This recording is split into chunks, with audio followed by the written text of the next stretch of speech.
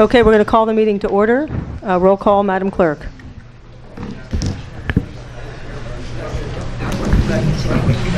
Mayor Troopman, Here.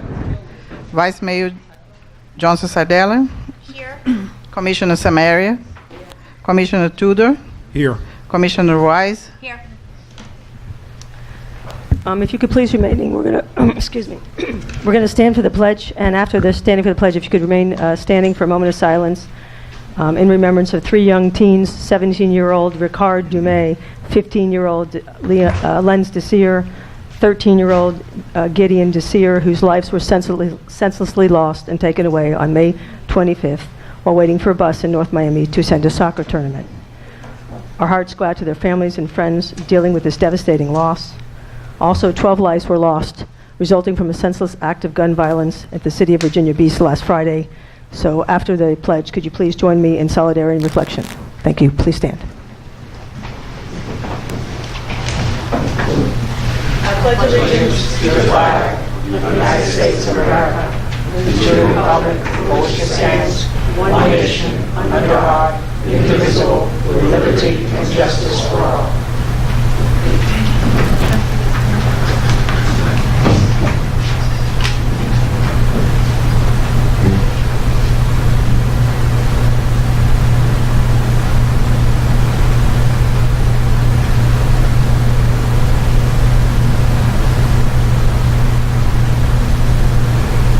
Thank you.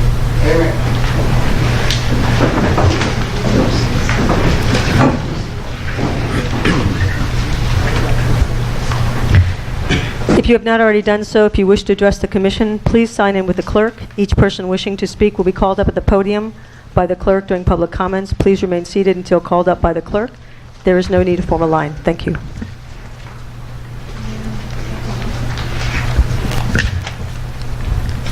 Our May regular commission meeting went past 11 p.m. and the quasi-judicial proceedings were heard very late into the night. 2 have been rolled until today to be concluded. It is not fair to the applicants that their presentations and evidence presented to this commission occurs so late and sometimes spread over multiple commission meetings. Therefore, as advice of counsel, we move the quasi-judicial proceedings up towards the beginning of the agenda to ensure they conclude within the same meeting. Going forward, perhaps the Commission can explore whether to make quasi-judicial proceedings special meetings to help lighten the regular Commission meeting agenda, especially if there's more than one. For now, the quasi-judicial proceedings were placed earlier in the agenda items than in the past for the benefit of the applicants. This way, their matters can be heard in their entirety and voted on in conclusion. Are there any additions, withdrawals, or deletions to the agenda? Madam Mayor, if I may. I would like to... Oh, am I not? No, barely. Hello. No, it's on.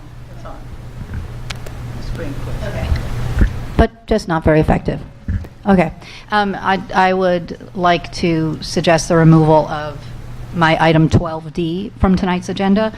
We have a lot on the docket for tonight, and I think Commissioner Tudor's recommendations have substantial backup that I believe deserve deliberate and focused attention, and I don't think that this item really is as pressing as some of the things he's brought forth, so I'd like to make a motion to remove that from the agenda and move it on to the next meeting, if you don't mind. Are there any objections? No objection. Okay. No.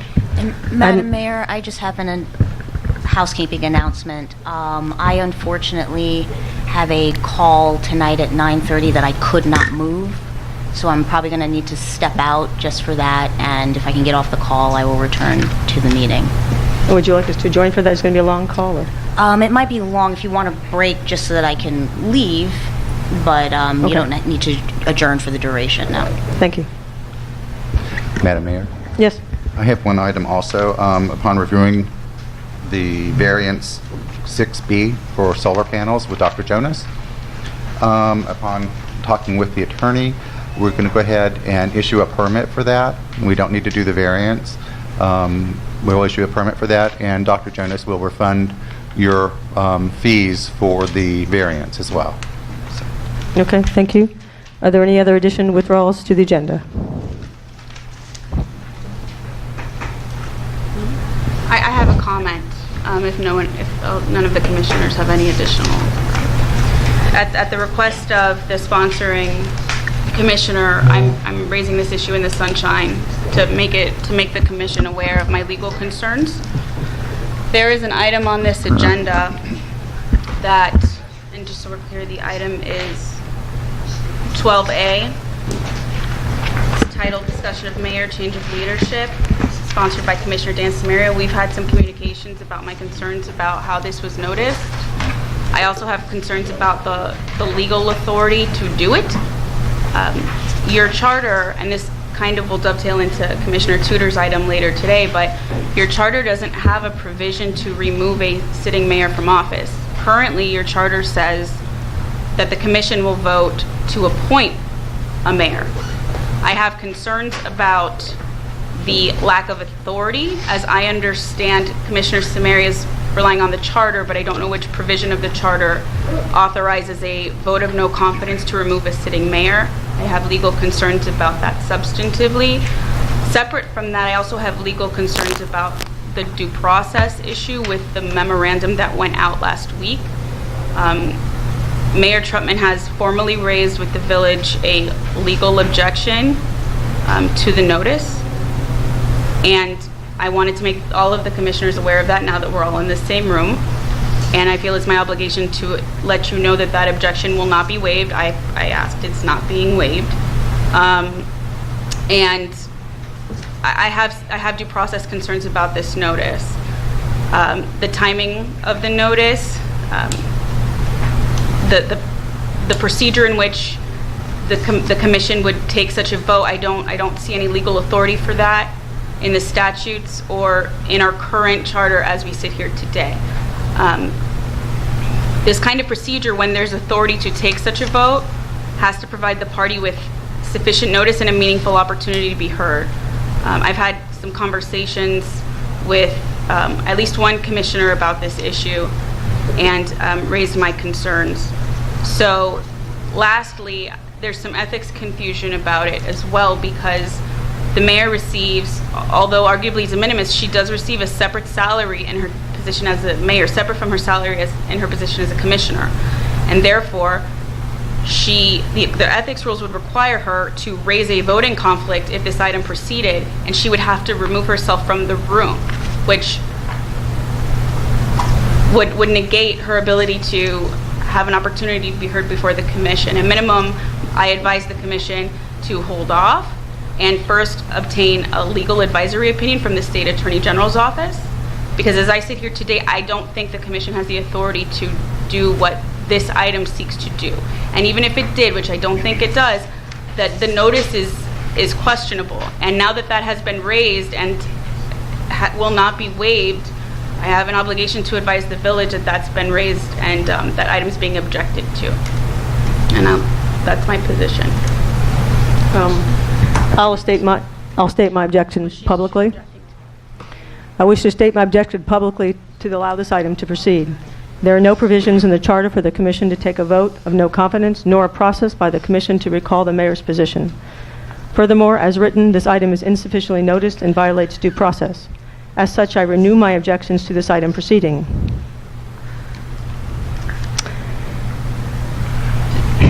As this motion would have financial impacts due to the difference in salary between the mayor's position, which is not my point, it's not about the money. But per ethic rules, I will in abundance of caution recuse myself from voting on any motion to remove the item, as well as any motion to remove the mayor if that moves forward. Any other commissioners?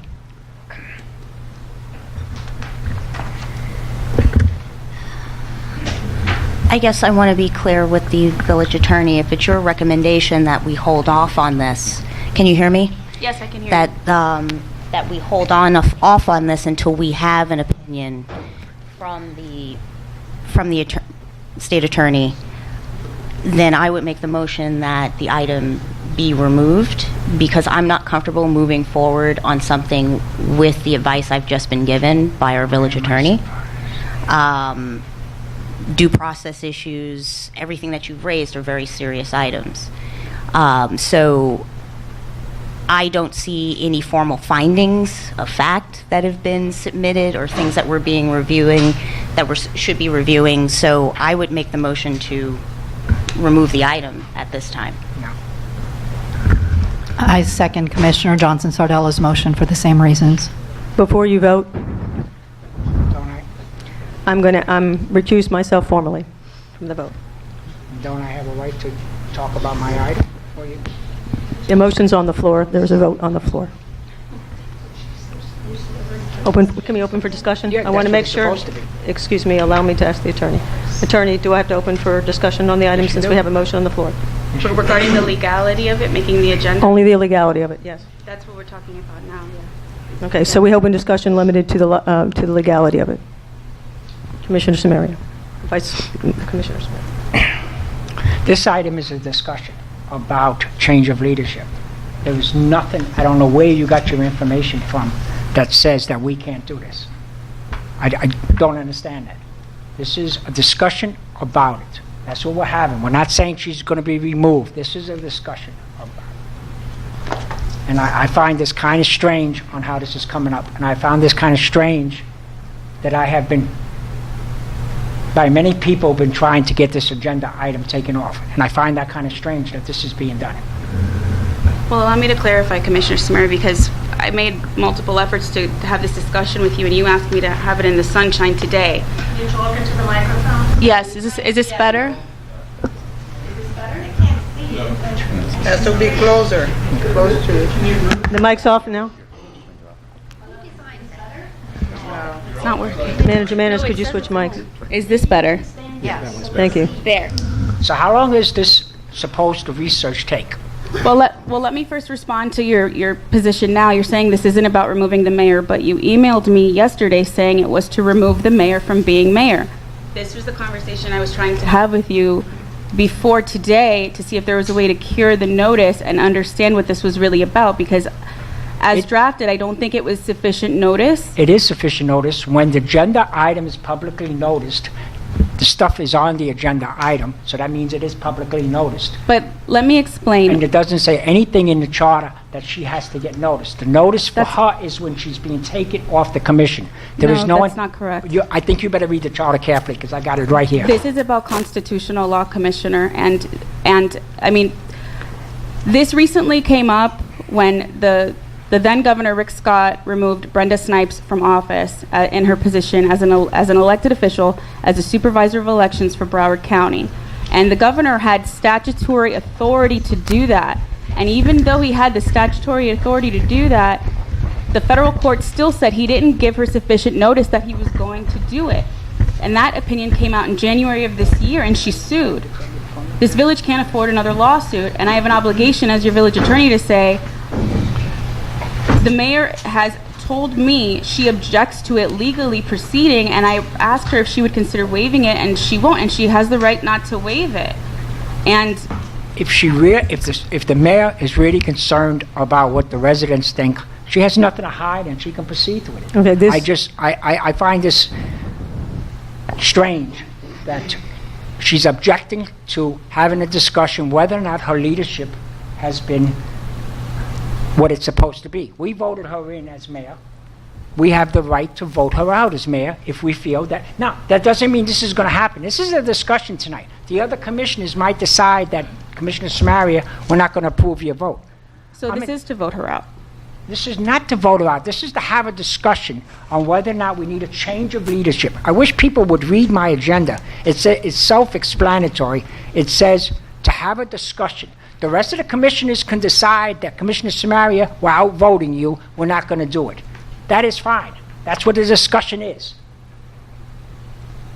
I don't have a vote. I'm trying to make an apolitical, legal advisory opinion to the entire commission as a body. My job is to sit here and call the balls and strikes. And I'm telling you, based on the objection that's been raised and my review of this, and this is a conversation I tried to have with you for days. I was really trying to have this conversation with you before today, but you wanted No, in the because sunshine. I don't believe that you're representing the village. I believe you're representing one individual. Okay? Well, if the village gets sued, it's not going to be because Everybody says they're going to get sued. And that's the first word we throw out is, oh, we're going to be afraid of being sued. This is a discussion.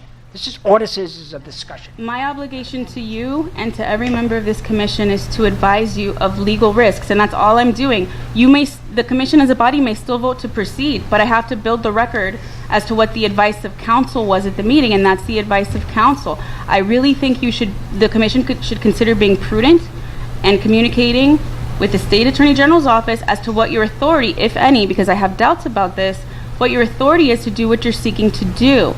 And then maybe the State Attorney's Office totally empowers you to do it, and then you're protected. Maybe the State Attorney General's Office says you absolutely have no authority to do it. At least you found that out before you took a step that might result in the village getting sued again. I'm trying to protect the village and the commission as a body. The prudent thing to do is to get legal advice on this first from the state.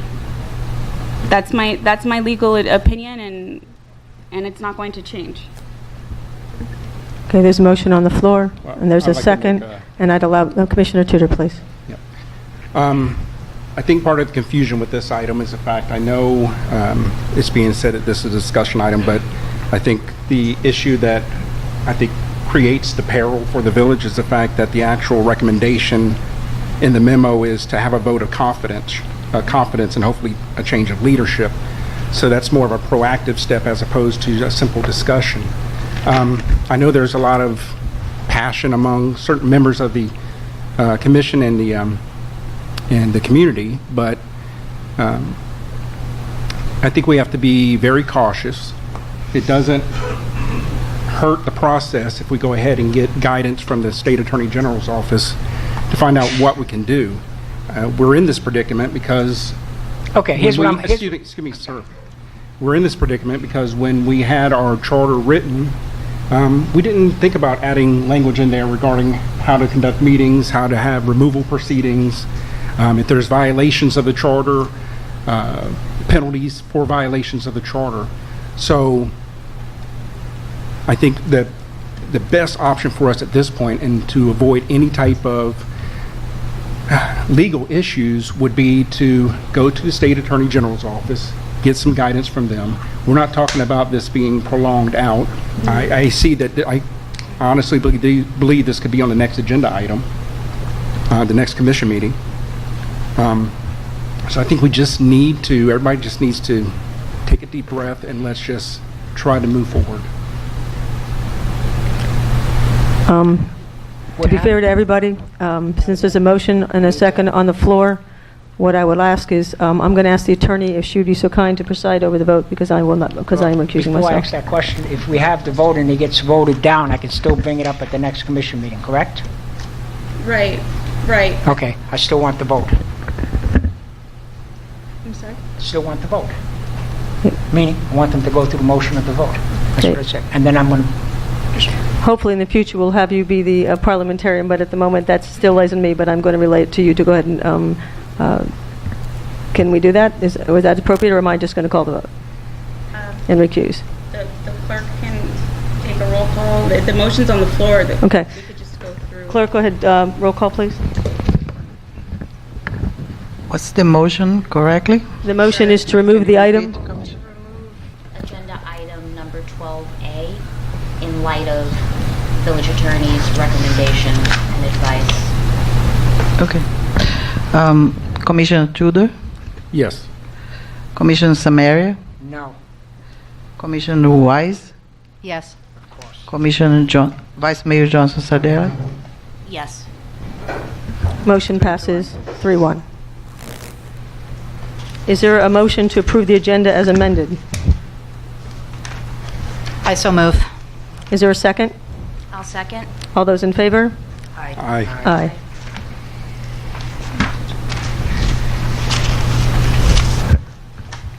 We have 3 quasi-judicial proceedings noticed to handle today and several agenda items to get through tonight. Our May regular commission meeting went past 11 p.m. and we were still unable to complete all agenda items. We have several items of old business. The commission has an obligation to residents of the village to ensure we conclude all the village business at these meetings. At the recommendation of the attorney, village manager, and police chief, we are trying something different this evening. We asked, and I'm asking again, if you have not done so, please sign in with the clerk if you wish to address the commission tonight. The clerk will call each resident up to the podium to speak, as opposed to forming a line behind the podium. This will help with being better able to hear each resident's comments and focus on their concerns. As part of our discussion, I would like to propose that Commission divide public comments tonight into two agenda-specific and general welfare public comments, which do not relate to agenda items. These comments can be heard after Section 14 reports. This way, we have organized tonight's meeting in a way that ensures us to get through the entire agenda and allow public comments prior to any action items. Village Attorney, would you please provide some guidance on this? Okay, so the commission has an obligation, and the residents have a right to address and hear resident concerns on any action item before the commission at this meeting. In light of that, public comments on agenda-specific items have to be heard before the commission dives into the agenda and votes on items. That's in the statute. However, I know that in this village, there's a lot of residents who want to speak on items that didn't make the agenda. So what some municipalities do, and you have the option to do if the commission approves, you could move non-agenda specific public comment to the end of the agenda, so that way you get through all of your agenda items, which has been a struggle these past few meetings, and so business doesn't roll over. And then when village business has concluded, any resident who wishes to come up can address the commission on non-agenda items. The pro is you would get through village business that required a vote probably faster. And the pro to the residents is they get 2 bites at the apple to address the commission. They get to speak on agenda-specific items at the outset of the meeting, and at the end, if there's something else they wanted to bring up to the commission, they'll have an opportunity to do that as well. So there's a benefit in that the residents have the potential to speak to the commission twice. The downside, or something that the commission may want to consider, is if you split them, they get 2 chances to address the commission, and the meeting might run longer. That's a preference of the commission, but as long as agenda-specific items are allowed to be addressed by the residents before you vote, you can split it. It's just an option. It's your choice. The reason after speaking with everybody and meeting with when I say everybody, the staff and the attorney and the police chief, I wanted to try something a little different because it's not working. And I always feel like we should try something. If it doesn't work, we can go back to the other way if the meetings are running too long.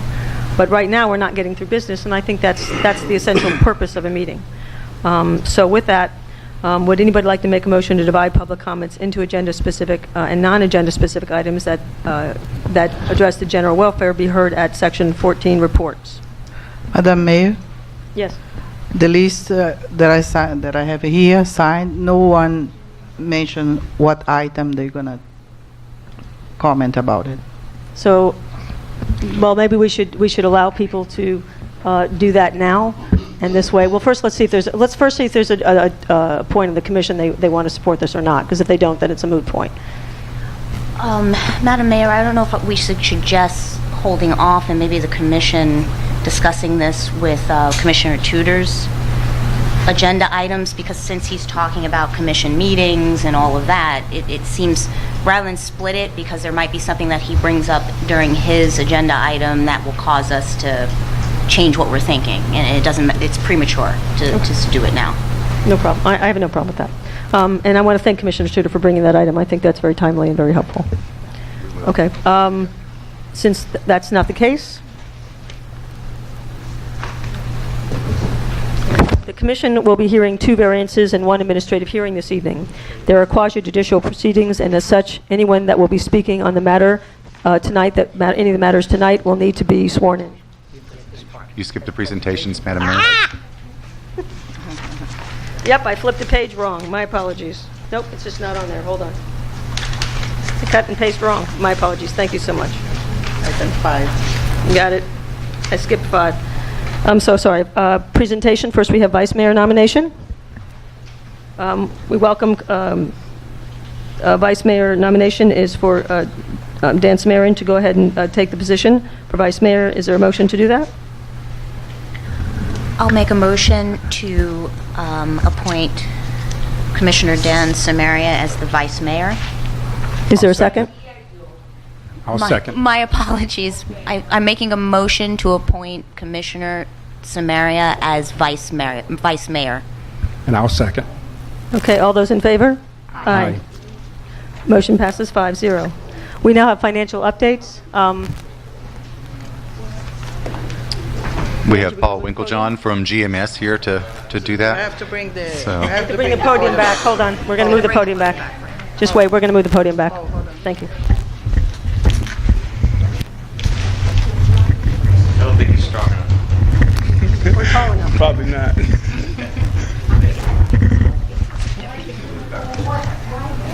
Thank you. Thank you. Go ahead. Hello. Good evening, Commission and everyone in the audience. I have a quick, go ahead. Just hold 1 second. This isn't working, so I just, excuse me. Agreed. So this is, Agreed. excuse me. I'll go wherever you want. Okay, let's just move it back to where it normally is for now. I think that's the better way to go. It's an exercise program today. It is. My apologies to the residents who can't see. We'll fix this right now.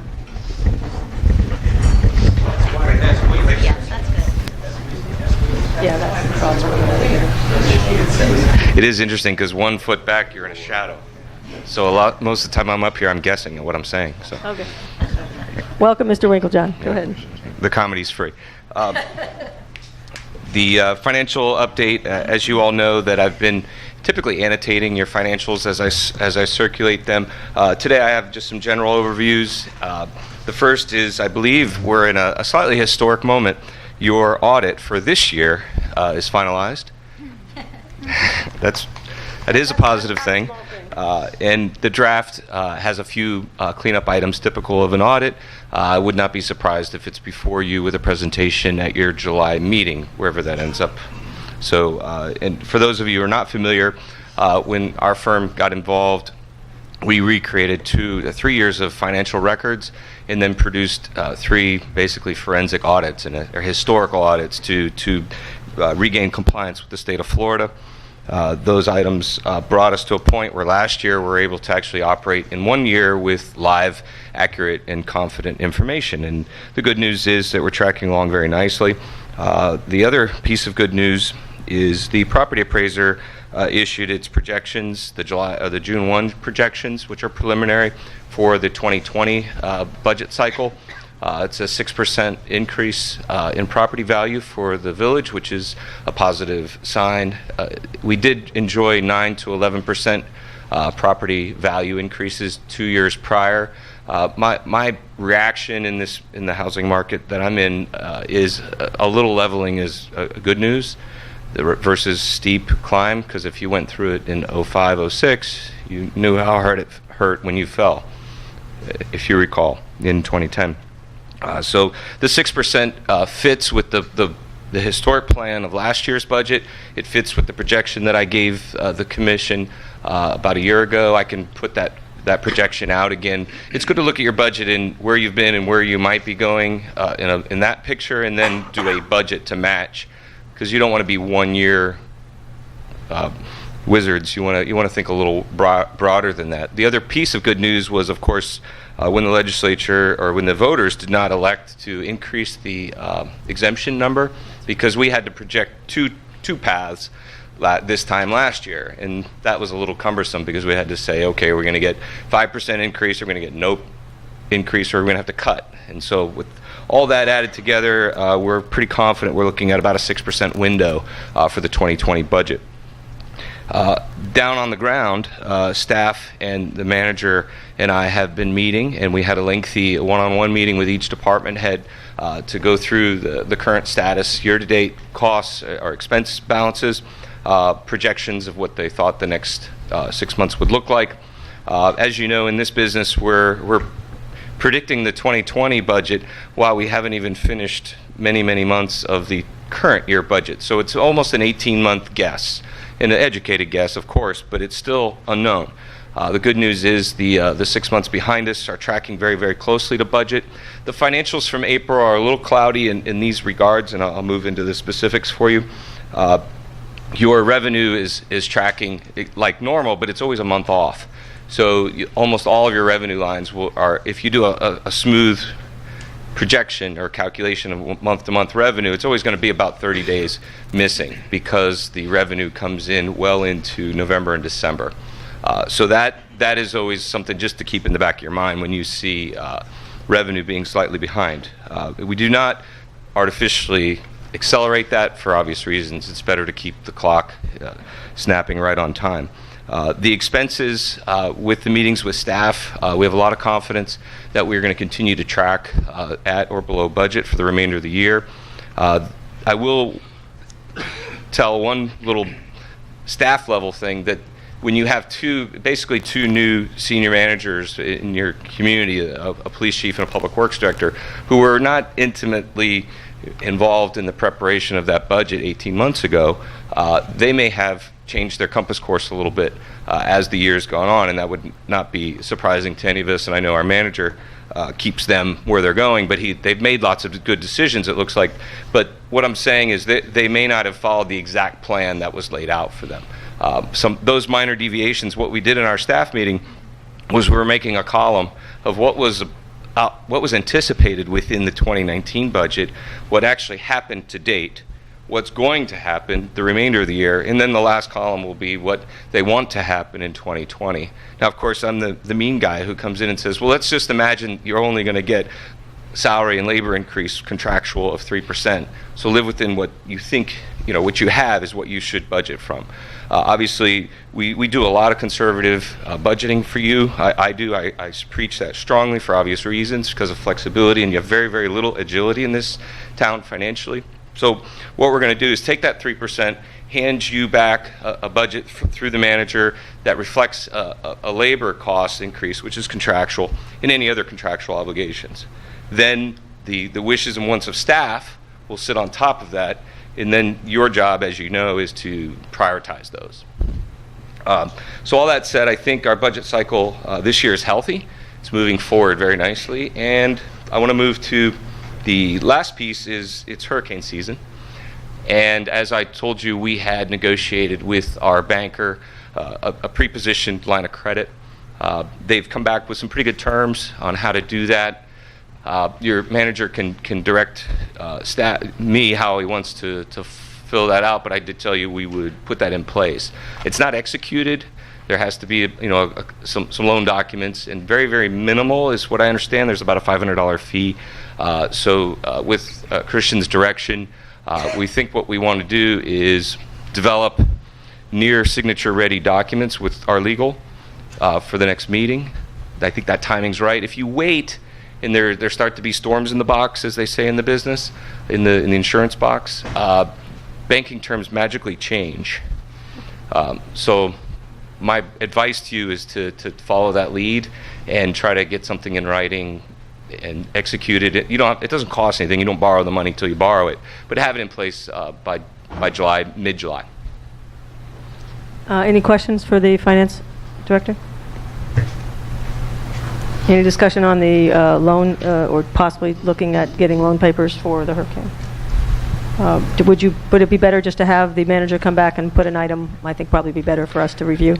It would be to get all the pieces into place for execution. What I'm looking for is from his direction is a nod to say, let's bring a legal draft, the terms signed by the bank, into you. And this isn't a negotiation type of a loan. It's more of a, what is your rate going to be, and how will you measure it? It's more methodology type of a loan. That's the way they do these. It'll be a LIBOR swap type thing, which will look at a window of finance out of the finance community, and that'll be your rate. It's not really a negotiable element. So it's kind of it's a line of credit. It's a fixed process. Does that make sense? Yeah. Commissioner? So if we give the manager direction to have them provide us with an agreement signed by them, obviously, if the commission looks at it as a whole and decides this is... So what you'll get my review, you'll get legal review. If there's anything crazy in there, we can say no, but I think it's going to be... I've done enough of these where it's pretty straight. It's one pager. It's pretty straightforward. And it's just sitting there. It costs you... I think there's a $500 fee when you ask for it, and then it's built into it where you get a balloon payment at 5 years, you get interest-only payments, and it's pledging FEMA dollars probably. So the legal part of it is her job, but I'm pretty sure it's not too painful. Yes. Yes, sir. And that money can only be used, the line of credit is only used for the FEMA if we have a hurricane, right? Not for anything else.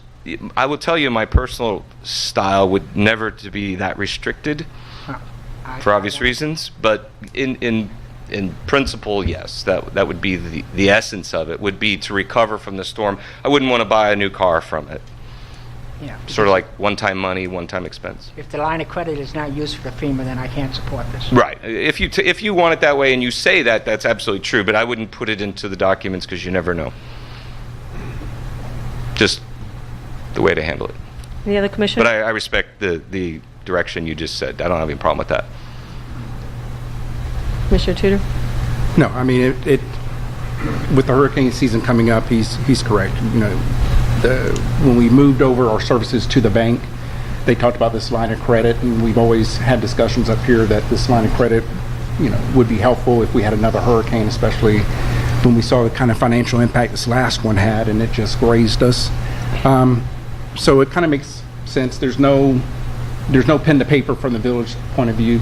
So we're not obligating ourselves to any type of loan. It's just basically getting more of a term sheet from the bank. Right, it's an insurance policy because the way your finance rhythm flows, storms hit late summer, early fall. What happens is you get zero revenue from October 1 till mid-December from your ad valorem resources, and so that dark window of revenue flow is meaningful to you. Not everybody in this business has to worry about that, but for us, we do. Obviously, with the almost 7 figures sitting out from a prior storm, that's obvious. So have this in place. You use it if you need it. I don't think we've got reserves. We're probably okay, but we don't know what the storm's going to look like.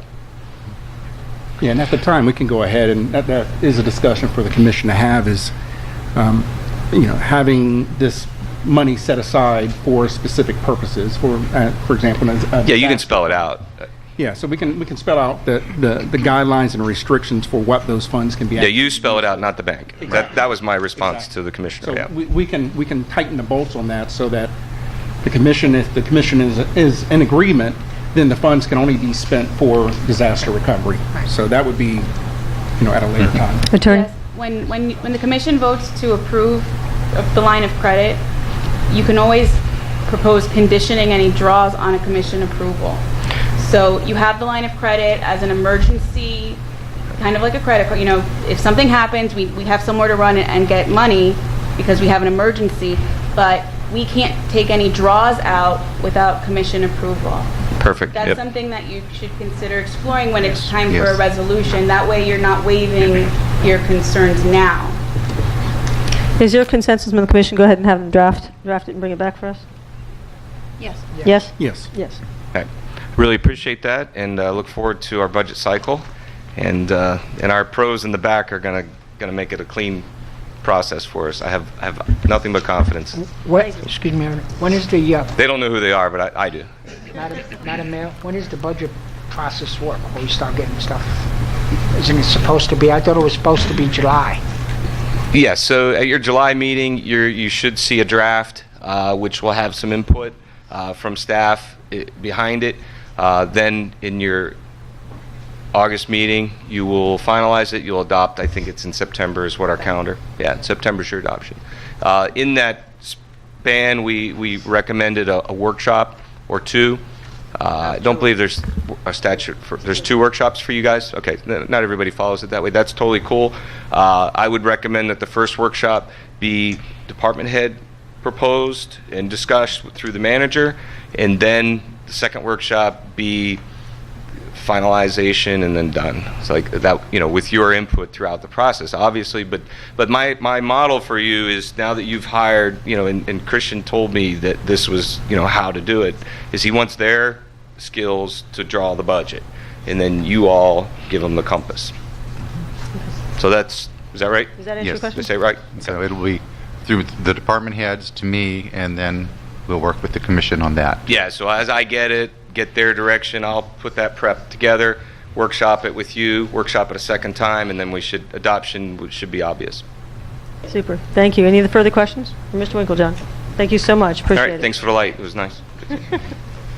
Okay, great. We have some attorney updates. Yes, first, the village's FEMA appeals. I'm happy to report that the state of Florida is issuing favorable recommendations to FEMA that the village the village's appeals should all be granted.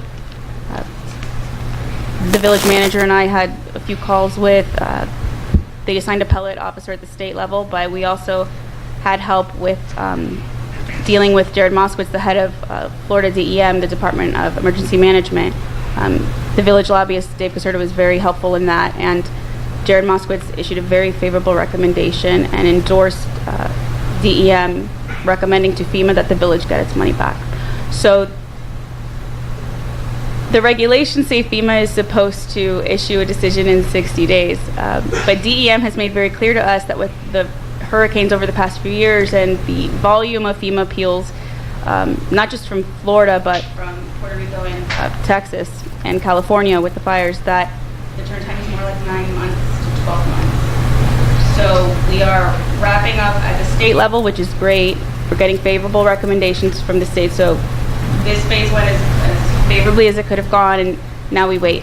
And any other updates I have, I will update as I'll update you all as I get them. You had mentioned to me the number of state, I think you said it was 200 that were denied?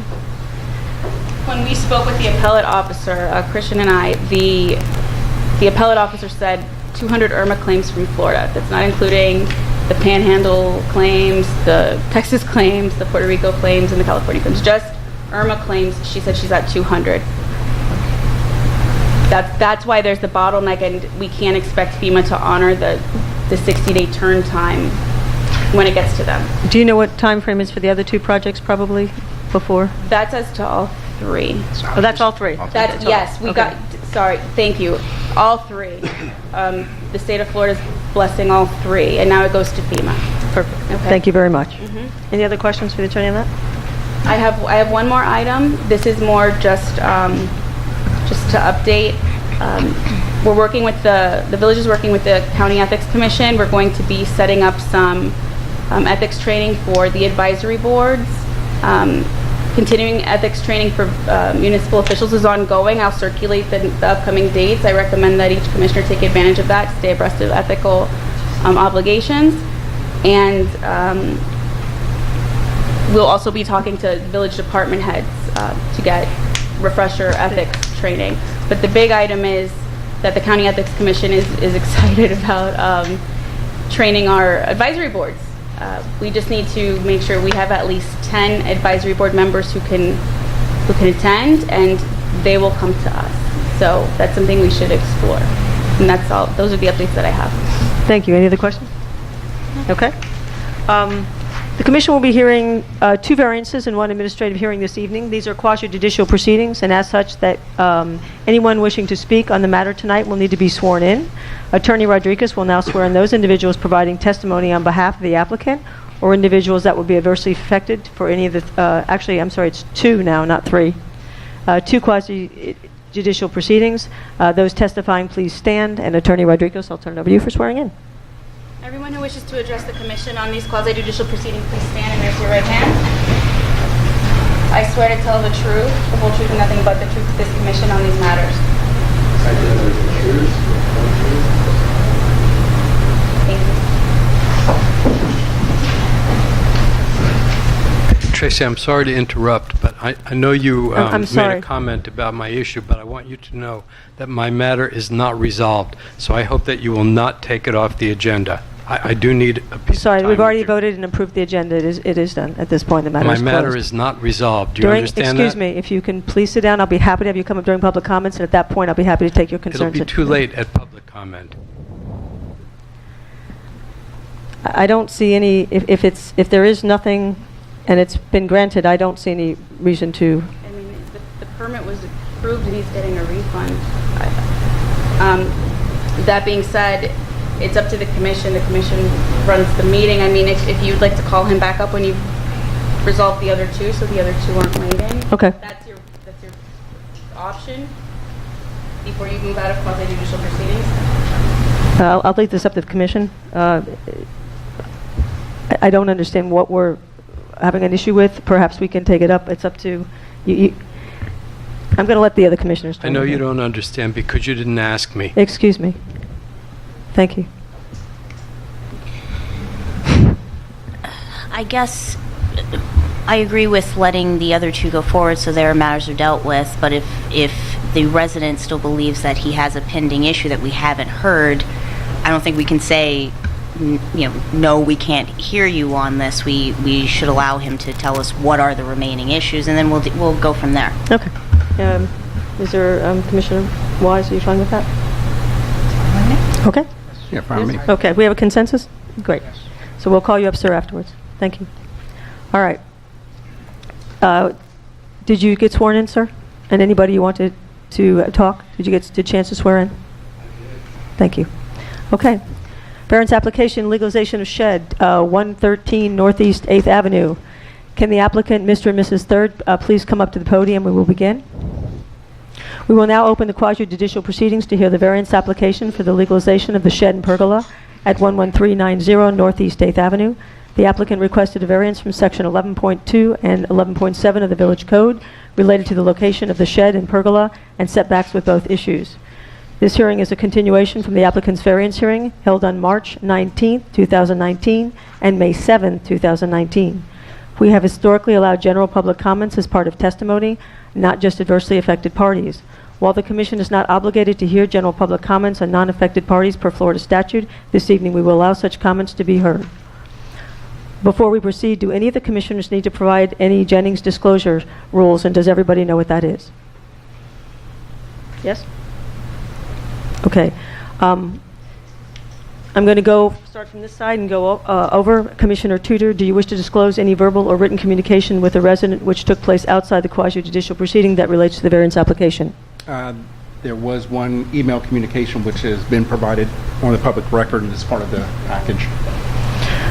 Commissioner Samaria, do you wish to disclose any verbal or written communications with the resident which took place outside of the quasi-judicial proceedings that relates to this variance application? No. Commissioner Wise, do you wish to disclose any verbal or written communications? I have none to disclose. Thank you. Commissioner Johnson-Sardella? None to disclose. Okay. There was one neighbor who spoke to me verbally in support of the applicant. The same person has submitted a letter of support, so their opinion is on the record and is known to the applicant. Is there, Mr. and Mrs. Third, is there any additional evidence or testimony you would like to present to the Commission before I open the proceedings up to additional testimony of interested parties and Commission questions? No, not at this time. No, we already provided all the testimony we could. I don't see exactly more we can bring. Okay. Thank you very much. You may have a seat. Thank you. At this time, are there any immediate neighbors of this property who wish to address the Commission before we vote? Any immediate neighbors? Already have? That's Christina Martinez, correct? Thank you. Is there any adversely affected parties who wish to address the Commission regarding special exception? Regarding the application? None? Okay. Now I'll open up for general comments regarding this application. Are there anybody else would like to make public comments regarding this application? Please confirm you were sworn in, state your name, address, and confirm whether or not you are a neighbor. Got to think about that. Gary Kuehl, 777 Northeast 111th Street. I was sworn in. And what was the third one? Just confirm whether or not you're a direct neighbor. No, I'm not. Thank you. Okay. At the last Commission meeting, we heard from two members of P&Z who gave testimony very specifically that they did not approve the shed in the location or the pergola in the location where it has been placed. I don't know if the rest of the P&Z members were asked to comment on it. And even if they had, it still remains, regardless, a code violation. The other thing is, that being said, is once you grant a variance in an instance like this, you've created a precedent. You've overridden an ordinance. You've now said to anybody who wants to do the same thing, they can, because you've set the precedent. So keep that in mind. Thank you. Thank you, sir.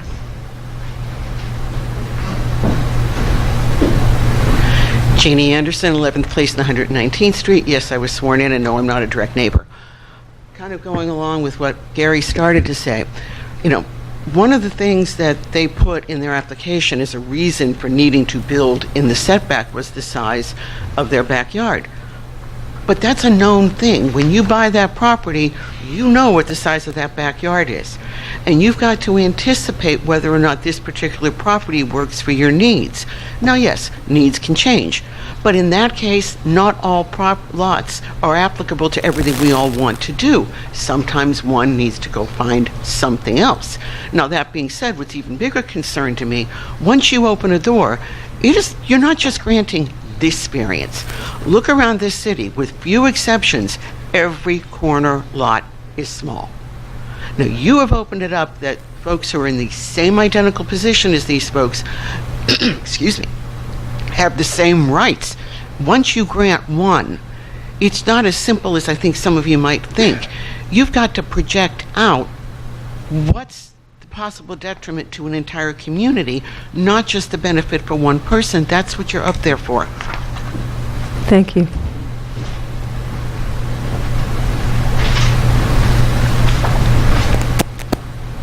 At the last meeting, that's Barbara Kuehl, 111th Street. No, I'm not a neighbor. Can you confirm? Thank you. Okay. At the last meeting, there was a discrepancy between the two testimonies. The owners were saying that no, they had asked for the shed and pergola to be in one location, and the two P&Z members said, no, that's not what was approved. So, first of all, there was obviously a location other than the one it's in now, and I remember somebody, I don't know who, the attorney, maybe the mayor, said, can we get the information from the P&Z meeting to hear what was said?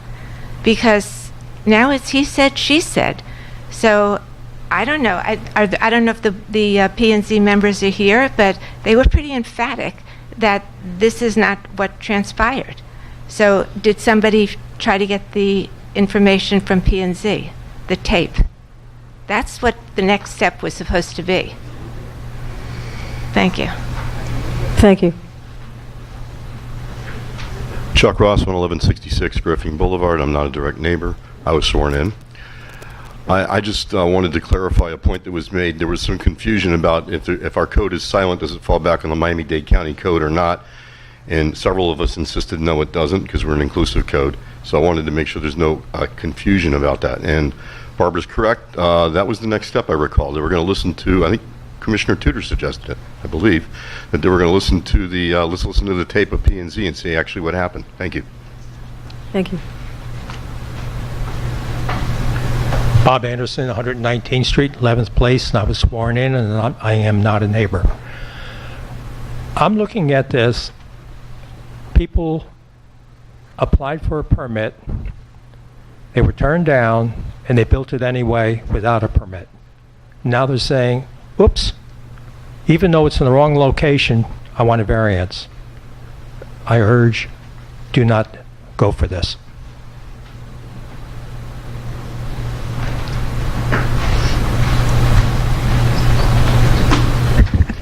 Rox Ross, 11166 Griffin Boulevard. Very glad that you went carefully over Jennings' disclosures, because I believe that might have come about. Excuse me, I'm sorry, before you start, can you confirm you were sworn in? I was sworn in. I am not a direct neighbor. Thank you. The Jennings disclosures that you went through today are a stark difference from what happened in the last two hearings of this ordinance. And after last month's meeting, I complained to the manager because Jennings disclosures and proper ordinance variance procedures were not being followed. So I'm glad that you went through them today. There is still a question about this tape of the P&Z meeting that Commissioner Tudor requested. If he did receive it, I would hope that all of the commissioners received it so that you all have the same evidence that you are considering. But the public in this room is not aware of that evidence. So that might have been evidence that you needed to disclose in the Jennings, when you made your Jennings statements. I understand that you are relying on Miami-Dade County Code for allowance of a pergola, And I have doubt whether that is applicable and at all appropriate, because our code can be less restrictive than Miami-Dade County Code.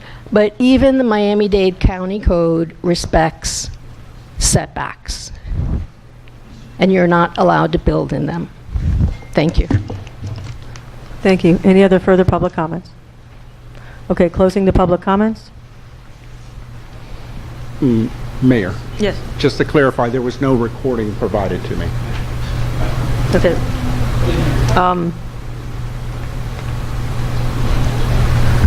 I'm going to ask a question, if I may, of the village manager. I know that was requested. Could you please go through the recording issue? The recording issue? Mhm. Yes. Actually, this was being looked into. We had our building coordinator trying to pull that off of the recorder, and he deleted it.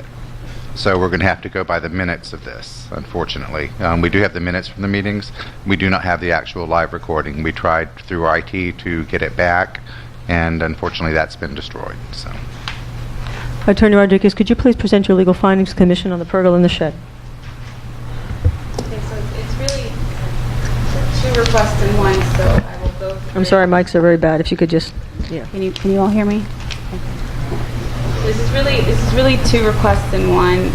The first is the shed. Unfortunately, there's the last hearing on this was continued so the commission could hear the tape, and you don't have the tape. So what that means is that the commission has to make a factual finding on that issue. And I think one resident said, and they're correct, it's because you don't have the tape, it's kind of a he said, she said. You have to make a determination as to whether the residents received approval from P&Z for where the shed is now, or whether you lean towards what P&Z is saying happened, which was they had an approval for a different location. Since there's no concrete evidence, it's up to each commissioner to make that determination. And just to preserve the record in the event the residents need to appeal, I recommend that fact finding be expressed on the record. And that's, with respect to the tape issue, that's my recommendation.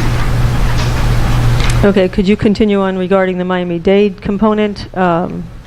Because in that code, which I had brought forth back in the original meeting, their code, if we're relying on Miami-Dade code, if the affected parties don't object, then the setback becomes 3 feet for a pergola, and they define a pergola specifically, versus our code, which we've always had a very distinctive 10-foot setback, which this does not.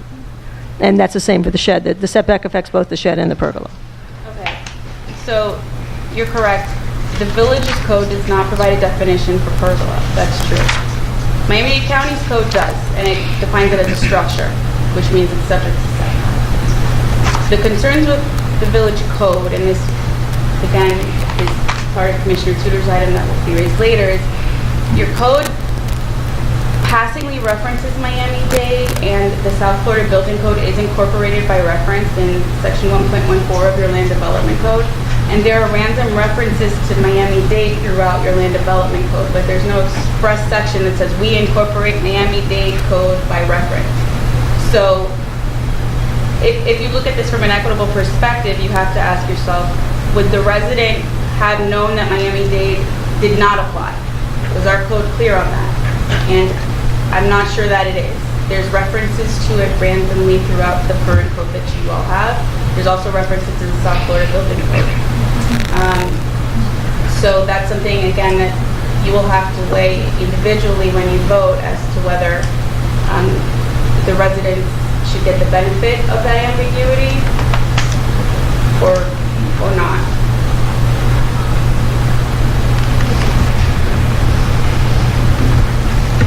Open up for Commissioner discussion. Commissioner Tudor?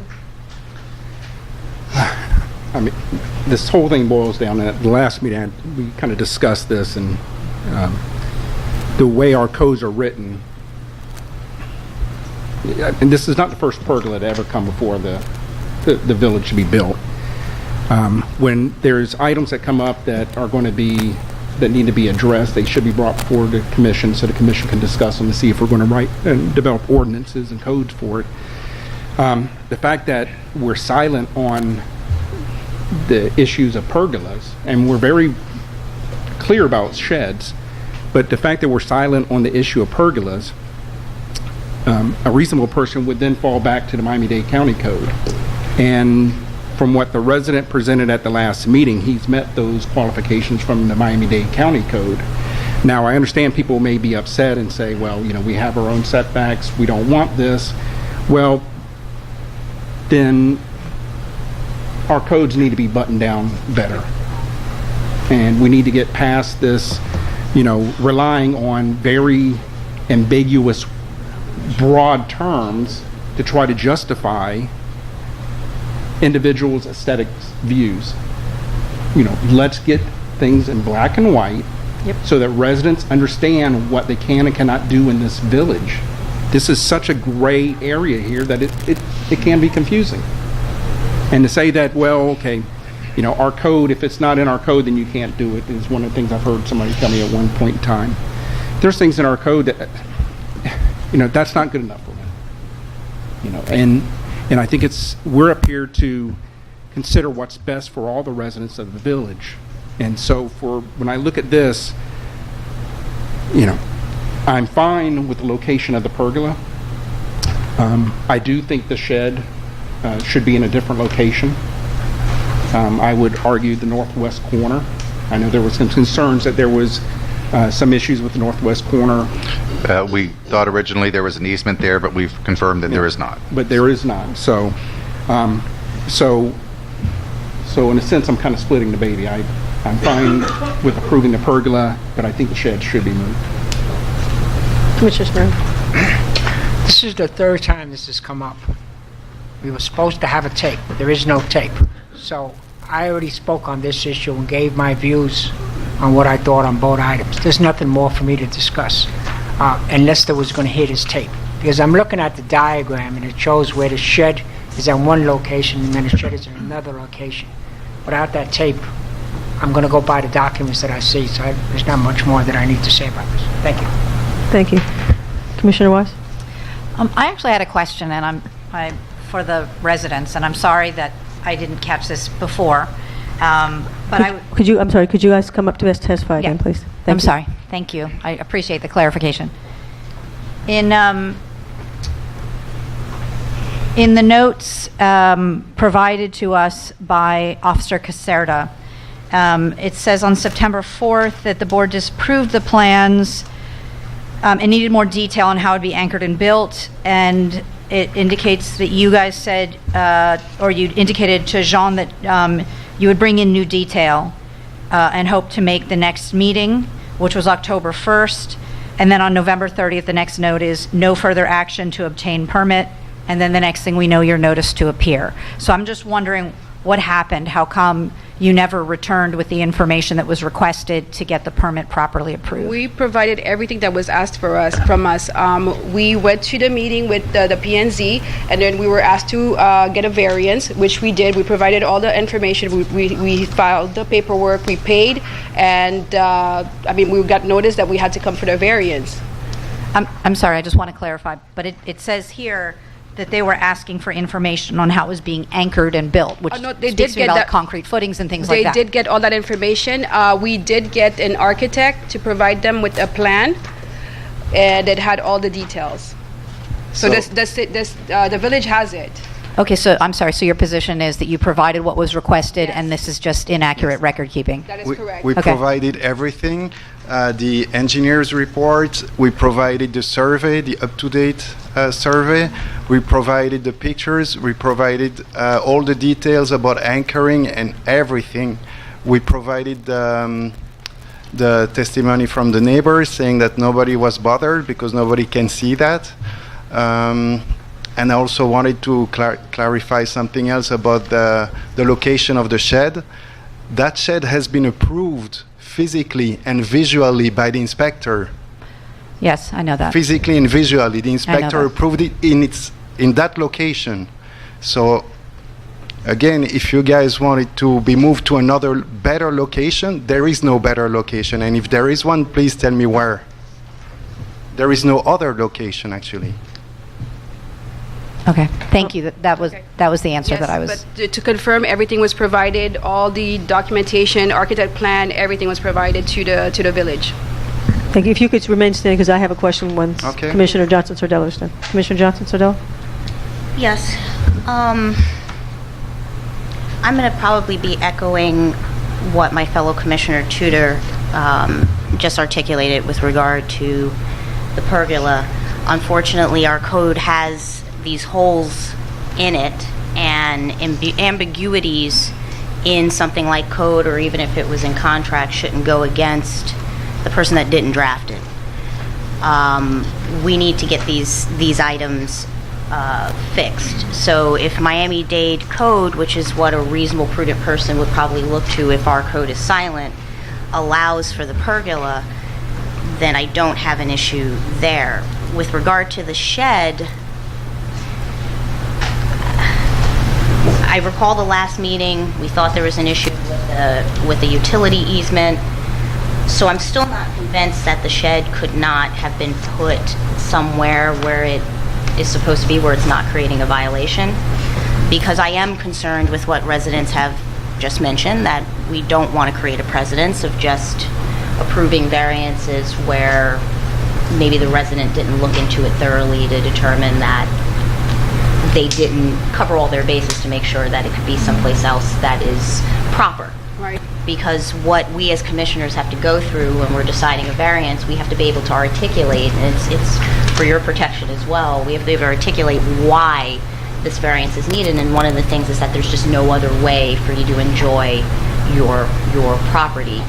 And I'm not convinced yet with that, with regard to the shed, because of the fact that, I mean, looking at the survey, I could see that it can be somewhere else. So I need more information. I'm disappointed that we don't have the recording, because this is quasi-judicial, and if I'm looking at this and I'm supposed to be deciding factual, I'm supposed to be making a factual determination, it needs to be a complete record, and this is not a complete record. Like, for one, if we couldn't get the recording, the transcript should be here for us to make this determination. That's all I really have right now, I think. I have another question. One of the key things I kept backing back and forth is the issue of who highlighted this on the survey, because the highlighting location on the application is showing one location. But that makes no sense to me either, because if you built it without a permit and you went back to get a double permit, you surely knew where your shed was. Exactly. So this is where yes. This is where I'm struggling, Yes. because, and for the audience, on the application, the shed is located directly to the right of the pergola, which would also make no sense, because why would they want that next to their pergola? It doesn't make any sense. At the same time, I very much respect what P&Z and the people that testified in P&Z regarding that. Is the chair Hartung here today? I don't see him. No? I'm here. Okay.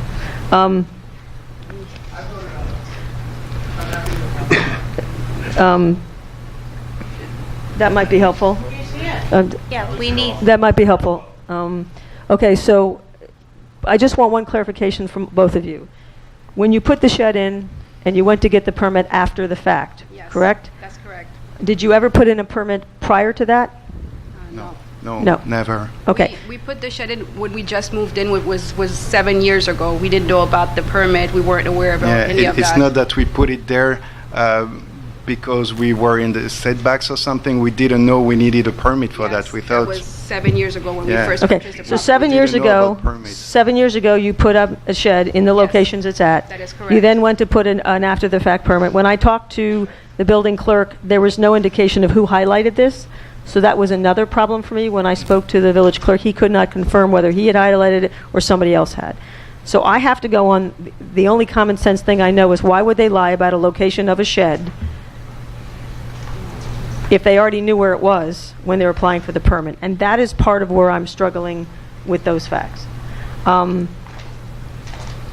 Having said that, ideally, that it doesn't, the other point of what the residents were saying was that if you put it in a location it's not allowed in the first place, should you still have that location afterwards? And so I also understand that perspective when it's in the setback.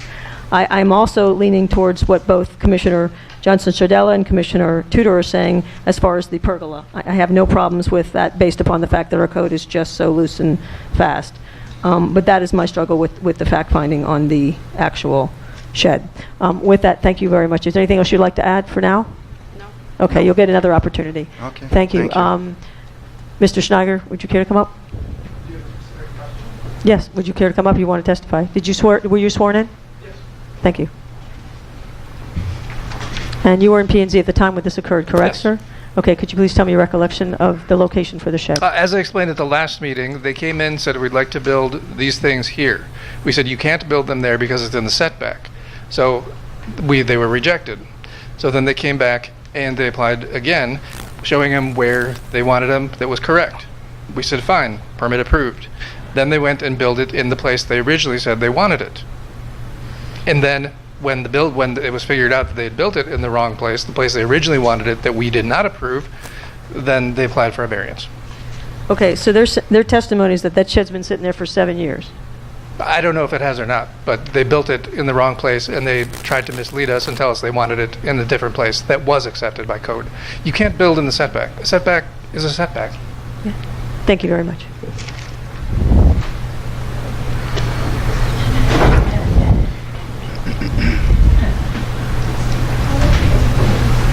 Mr. Susie, you have anything to add? I was on the board not during the variance hearings when it came to P&Z, but I was there for the couple times it came in before. I don't recall seeing the homeowners come in and actually discuss the permit process with us. Usually we ask for a lot more information when the paperwork doesn't look like it's there. I do not recall whether if it was built or if someone told us that it was a code violation or not before while we were listening to it, but I do remember it coming back to us about 2 or 3 times. Okay. One other thing is that when it comes to the setbacks, they're there for a reason. I didn't get to say this the first time this came up because of the advertisement issue, but fire ratings affect everyone surrounding that property. When you build with combustible materials right next to a property line, that adversely affects the neighbors. They can't build within a certain area, which is governed by the Florida Building Code, South Florida Building Code. All municipalities and building code officials know this. So that adversely, by putting a wood structure directly next to the property line, makes even if the owner is okay with it, the next owner down the line might not be, because it's going to cost them 3 times as much to put a new roof on their house, or their wall construction can't be out of wood, it has to be out of concrete.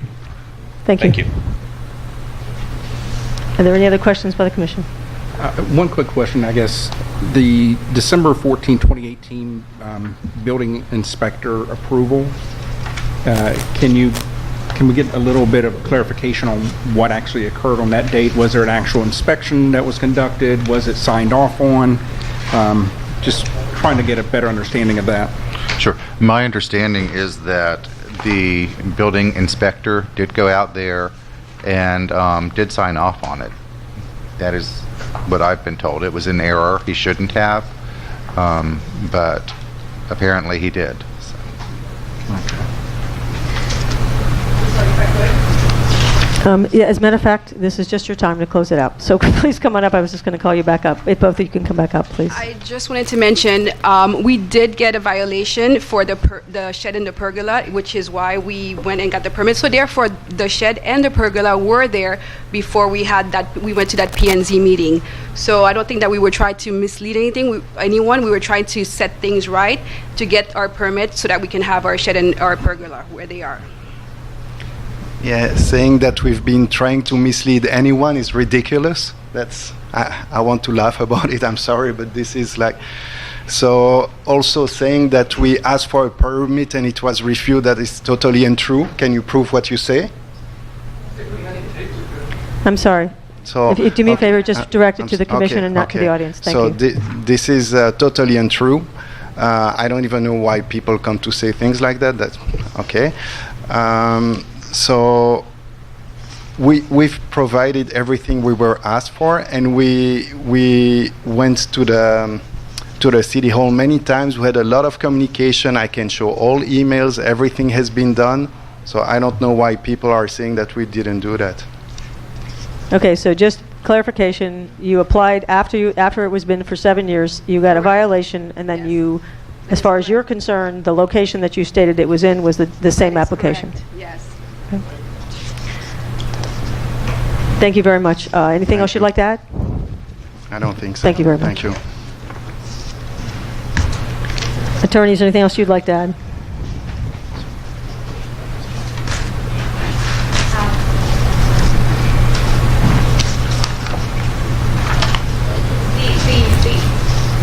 It's unfortunate that there's no recording or transcript, and I didn't see minutes either. It kind of speak in the microphone. It's unfortunate that there's no recording or minutes or transcript, because this really all hinges upon what the initial approval was. I mean, there are two totally conflicting stories as to what happened, and we don't even have agreement on the timeline of events. When the applicant is saying that it was built and then the village contacted them, and some people who were on the P&Z board at the time said that that's not the timeline. I mean, there's no other evidence as to when this shed was purchased or anything that you wish to present to help establish the timeline, to help the commission make factual findings.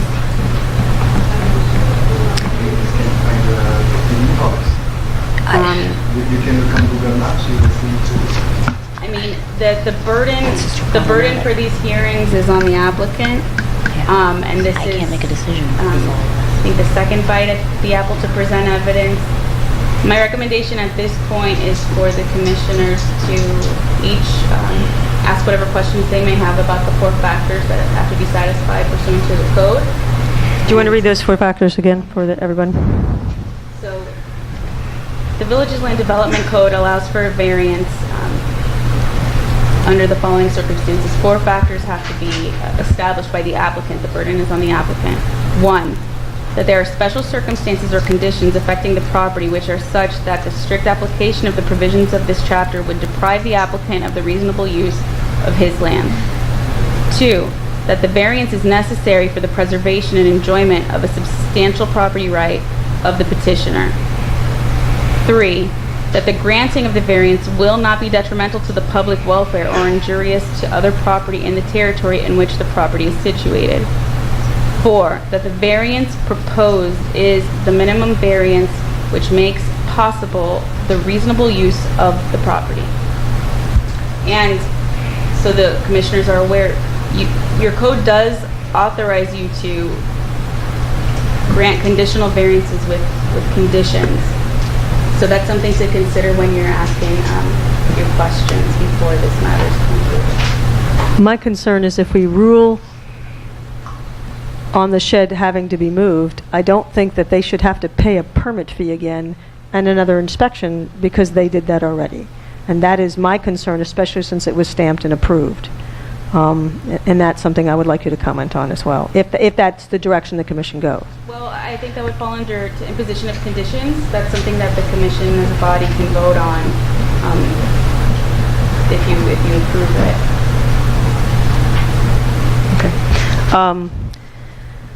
Okay. I would ask for the record that if the vote is a no for either the pergola or the shed, please state which one or more of the 4 prongs of Section 13.4 are the basis for your vote to deny this application. If you are voting to approve, please state any conditions at the time of your vote. Procedurally, the variances contain 2 components. As such, we will address the pergola first by each commissioner and then the shed. Madam Clerk, please call the vote for the pergola. Mayor Trupman? Yes. Vice Mayor Samaria? No. Commissioner Johnson Sardella? Yes. Commissioner Tudor? Yes. Commissioner Wise? Yes. As to the pergola, the motion passes 4-1. As to the shed. Mayor Trupman? Yes, with the condition that all funds be refunded to the, no.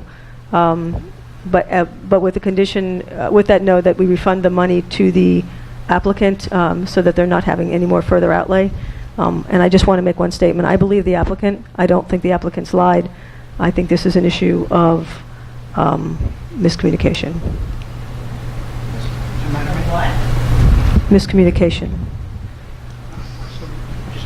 So my vote is no. Please. Vice Mayor Samaria? When we're voting no, that means the shed has to be moved? Or Voting no means the shed has to Not be moved. granted. no? You're not granting the variance. No. Commissioner Johnson Sardella? No. Commissioner Tudor? No. Commissioner Wise? No, under the same conditions articulated by the mayor.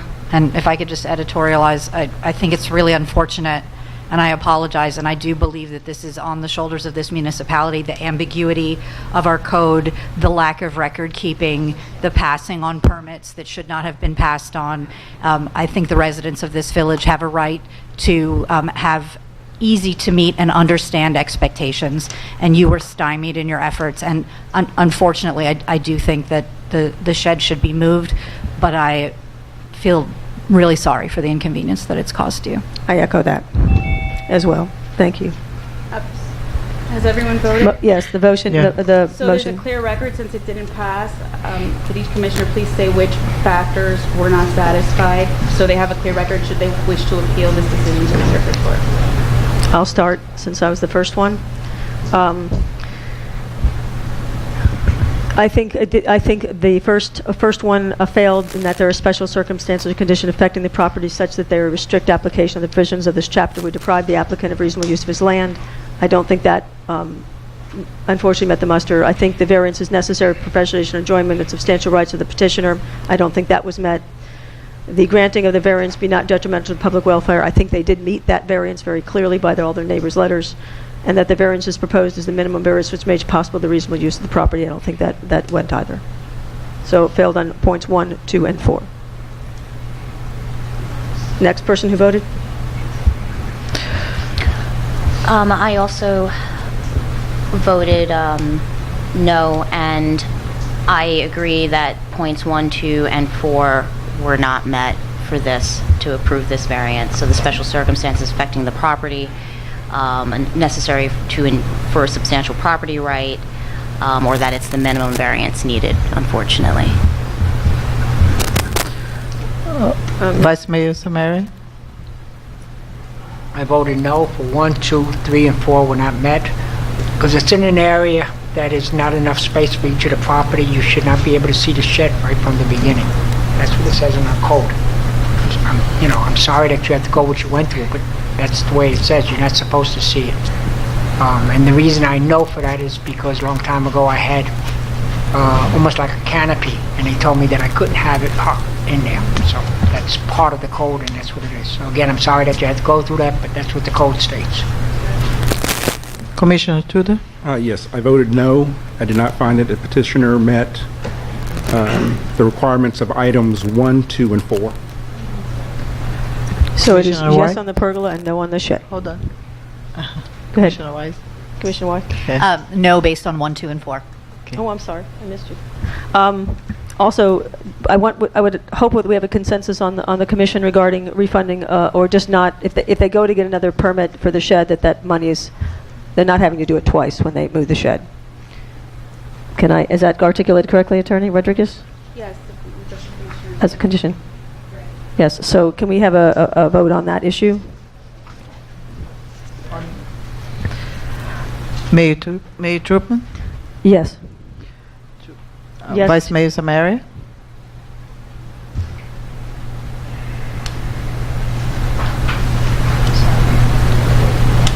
Yes. No. I'm sorry, clear. The vote is to make sure that the individuals, when they reapply, do not have to have a second permit fee. Okay. I'm sorry, continue. Roll call. Commissioner Johnson Sardella? Yes, I agree. That's the right response. Commissioner Tudor? Yes. Commissioner Rice? Yes. 5-0. Thank you, 5-0. On the issue of making sure they don't have to pay again twice when they move the shed. move on to the next quasi-judicial proceeding, the village will be providing you a written findings of fact to memorialize what the decision was, and it will advise you of your appellate rights on the decision, should you choose to appeal it. Thank you very much for your patience with us. Wait a minute, that was only for the shed, right? Now we have to talk, we didn't vote on the other one, did we? We voted on the pergola already, sir. I didn't vote on the pergola. Yes, you did, sir. There was a roll call. Your vote was no. Okay. We're going to go ahead and move now to special exception application, permit to keep chickens on property. May, are you going to solar permit? No, we're doing this No. one first, and then we'll come back to solar. Okay. We will now open the quasi-judicial proceedings on the application for Mr. and Mrs. Neville located at 643 Northeast 114th Street to grant a special exception to permit backyard chickens on their property. Attorney Rodriguez.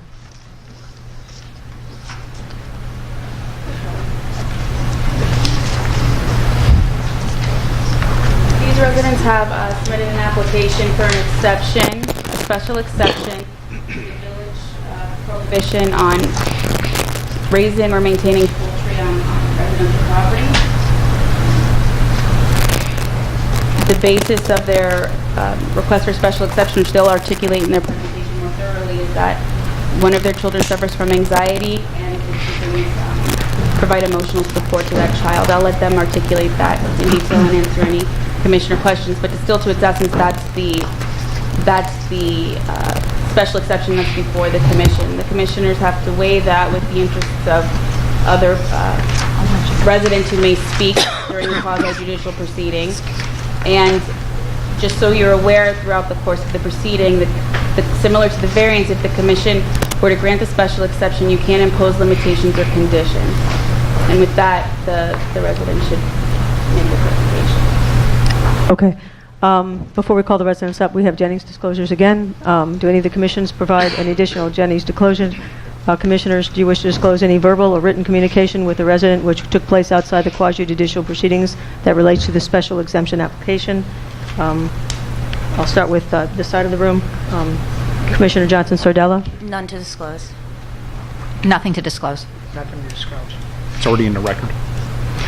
Two neighbors in passing approached me and expressed opposition to the applicant. One is a neighbor and is adversely affected, and the other is not.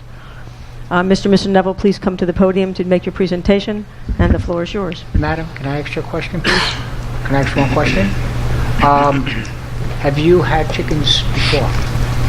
And you Sir, I'm not testifying now. This is the applicant is testifying. No, I'm not putting myself on testimony here. We're happy when the commissioners have questions. I'm happy to entertain it then. Okay, but thank you. Hello, good evening. My name is Orion. I'm going to be speaking on the behalf of my whole family. My wife is putting the kids to bed, so she couldn't make it tonight. First thing I'd like to say is thank you to everyone who has been involved in getting the variance papers together. I know it's a lot of work and you have a lot on your plate, so to be talking about an issue like this tonight, I appreciate it. It means a lot to my family. As you brought up in your opening statements, this has a lot to do with my daughter and the type of comfort that she receives from my animals. But really, this is a conversation about freedom. This is a conversation about American freedom. This is something that we've experienced since the inception of the country, really. And what it really boils down to is, whose freedom are we going to protect? This is my property. This is something that I bought. This is something that I take care of. This is something I have a lot of pride in. But at the same time, I have neighbors, and we live in a residential community, and I need to respect my neighbors, and they need to respect me. So how I enjoy and use my property is my decision, but they should have something to say on that. So, that's where this argument is coming from, and I respect anyone who has a different view than I do. And I'm going to leave it in the hands of the body to make the final decision, and of course I'm going to abide by that. I'm a law-abiding individual, and when we initially purchased the chickens, we weren't aware of any type of issue that we might be breaking. So I would like to start with 3 points. One, I've spoken with many, many residents who live in the proximity of my home. No one has brought up any in particular issues. at all. With my application, I supplied a few letters from neighbors supporting what I'm doing. So, you know, there's obvious support in the community for me having these birds, these chickens, poultry on the property. Really, they're comfort pets. The second point, and the most powerful point, is that we purchased these animals on the recommendation by a board-certified pediatrician, which is a very, very important person when you're raising a family. It's someone that you listen to and you pay a lot of credence to. They're in charge of your child's well-being and their care. So when they told us to help your daughter with anxiety, we suggest that you get her a pet, and a pet that she's comfortable with. She's not comfortable with dogs. She's not comfortable with cats. She doesn't have that type of relationship with them. But for whatever reason, she's comfortable with chickens, and that's what she asked. We followed the pediatrician's directions. We got the chickens. They help her immensely. She loves these animals. She's named them all. She pets them. She cares for them. They're a big part of her life. So to lose them would be kind of a huge injustice for her, which would be pretty sad. Being that the only person that has complained is someone who lives plus 100 feet away. There's no issues with anyone who's on our property. So that's my number 2 point, is really the most important point, is that we have a signed letter from a pediatrician saying that these are therapy animals. By law, she should be able to keep them. And everybody knows that. The third is this is a community of pet lovers. Everyone loves their pets. There's tons of dogs, tons of cats, tons of other birds. These birds are the same weight, if not less, than other large parrots that someone might hold.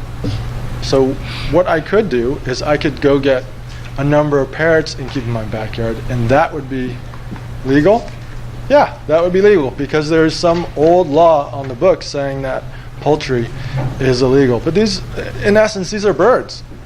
They're nothing beyond that.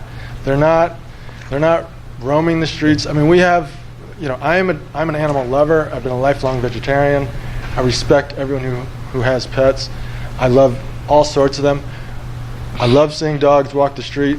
People walk their dogs. The dogs use the bathroom all over the place. I don't care. That doesn't bother me. That's perfectly fine. But there's an impact from everybody keeping pets.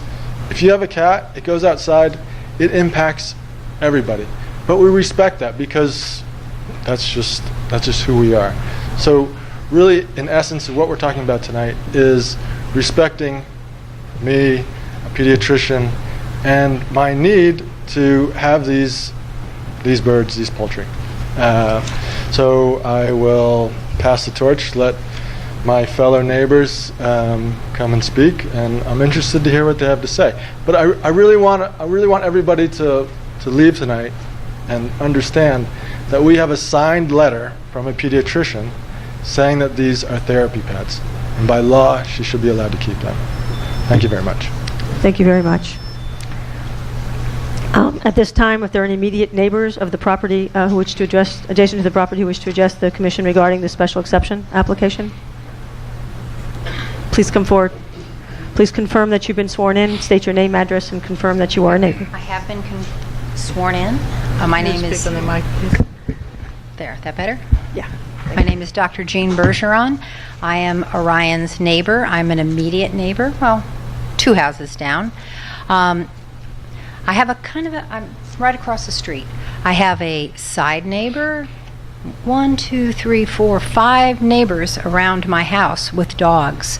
I hear their dogs all the time. I have never heard Orion's chickens, although I have enjoyed their droppings or what they leave around the yard, eggs. I also know Persephone, his daughter, and I can understand why Persephone, and I understand how attached she is to her chickens. We are a bird sanctuary. These are birds. I don't understand why people can have barking dogs in their yards and they can't have a chicken. or a couple of chickens. That's all I have to say. Thank you so much. Are there any other immediate neighbors who wish to address the commission regarding the special application? None? Okay. Are there any adversely affected parties at this time? If you are an adversely affected party and wish to address the commission regarding this special exception application? None? Now we'll open it up to public comments for the same reason. Please confirm that you've been sworn in, state your name and address, and explain how this is adversely affecting you. Or you're in support. Name is Bob Anderson, 119th Street, 11th Place, and I've been sworn in. You know, I see nothing in this application saying how many birds that they could have. Let me tell you a little story on history. Going back a number of years ago, we happened to have somebody who lived over on Griffin Boulevard. They owned 2 lots. One of them had the house, the other one was empty lot. They put a little vegetable garden in, which is great because what they said, you know, it's for their own use, and they're doing that. And then a lot of foliage was all planted along in front so you couldn't see into it. And a couple of years later, complaints were coming into the city about this loud tractor noise every single day, 7 days a week. What that person did, grew that little vegetable garden for their own needs into a full farm, running the tractor and selling the produce for the local businesses around here. We are not an agricultural zoned area. We are residential. And if we go ahead and allow somebody to have chickens, first of all, on pets, you're only allowed to have 4. My understanding is they got more than 4 chickens, so they're already gone beyond the amount of pets they can have. We have a code saying against it, and now we're going to have a variance that they can go ahead and put in as many as they want. What you're doing, if you approve it, you're approving to have a farm. Thank you. Any other public comments? Once again, please state your address and confirm that you've been sworn in. Barbara Kuehl, I was sworn in, and I'm not a neighbor. I have a feeling you're probably going to approve this, but and I think in their application they said they had 8 chickens. We do have a code. We have codes that limit the number of dogs or cats you can have, animals, and other neighborhoods do limit even the number of chickens when they allow it. And I would strongly urge you to limit the number. The gentleman said his pediatrician recommended a support chicken, but he has 8. I would make it clear that they're not allowed to have a rooster, because that's when they start multiplying. And if you don't, and he ends up with a rooster, and he ends up with 42 chicks that his daughter's in love with, then what are you going to do? There was a picture of a chicken coop. Was that permitted?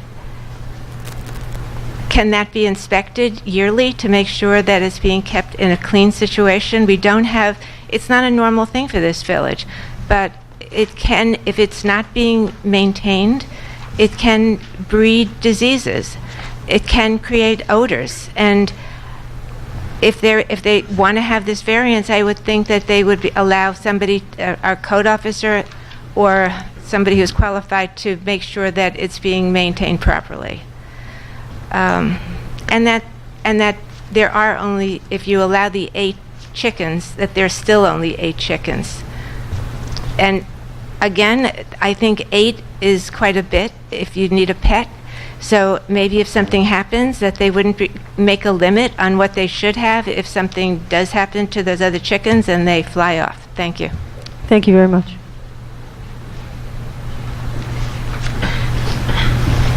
Gary Kuehl, still live at 777 Northeast on 11th Street, and I'm still sworn in. Just to expand a little bit on what Barbara said, I'm not going I'm sorry, to... just a minute. If we could have people sit, I don't mind coming up, but we could have one at a time. If you could remain seated, so one person at a time. Thank you. We were trying to expedite things. Just to expand a little bit on what Barbara said, I'm not going to argue whether this child needs a support animal or not. I would go along with the pediatrician, and certainly if she's become attached to these pets. But bear in mind, there were conditions that existed prior to this decision that you aren't supposed to have farm animals in the community, and two, you're not supposed to have an excess of 4 pets. Given those circumstances, I think you need to address it very clearly, as you're allowed to do in this instance, that the limitation would be 4, however, at the point that other chickens may die. So in the future, as they lose a chicken, there would not be a replacement. Secondly, I do think that you need somebody who's qualified to come in yearly and make inspections. You know, cats and dogs are not running around the yard and leaving a mess as chickens do. I'm sorry, if we could all allow one person to testify, thank you. Okay, that's all I had to say. Thank you.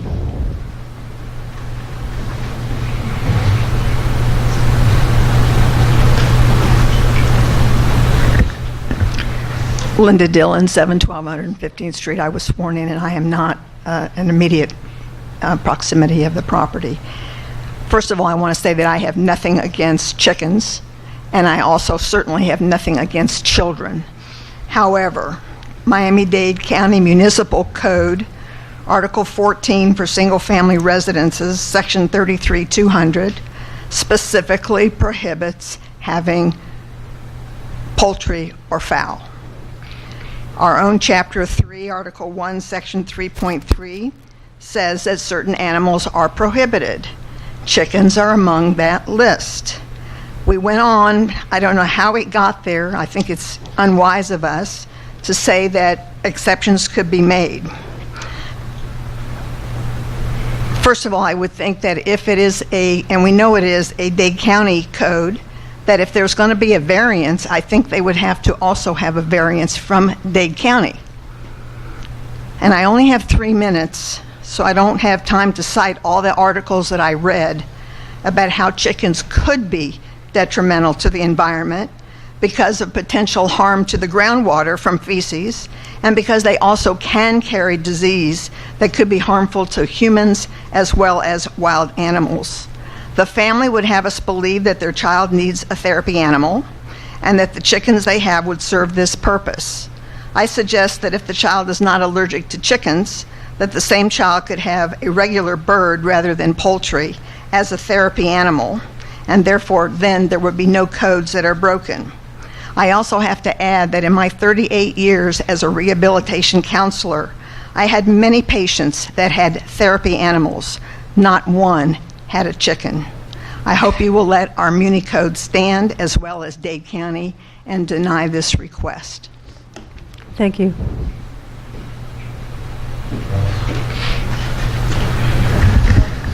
Janie Anderson, 11th Place and 119th Street. Janie, Bottom line, can you I'm sorry, not Thank a you. neighbor, and yes, I was sworn in. Thank you. Bottom line, we are not an agricultural community. As the gentleman even said, we are a residential community. Now, in that little paragraph that has the unfortunate line about the potential for exceptions, it talks about horses, cows, pigs, and goats. Where do we go after the chickens? Because they're all mentioned there too. Do we start granting exceptions? Now, do we have dog and cat issues? Oh, absolutely. But that's a whole other thing that needs to be enforced. That doesn't mean you liberalize something else. We're not taking care of the dog and cat issues. Now, I understand she needs a therapy pet. There are numerous therapy pets. We don't allow breeding of cats and dogs in this community. We should not have the same situation with chickens. If chickens truly are the only thing this little girl can get along with, then you do what a lot of folks have to do when they have animals that just aren't appropriate to residential neighborhoods. You get a little plot of land where it is zoned ag or farming, and she can raise her chickens. You don't do it in a residential neighborhood.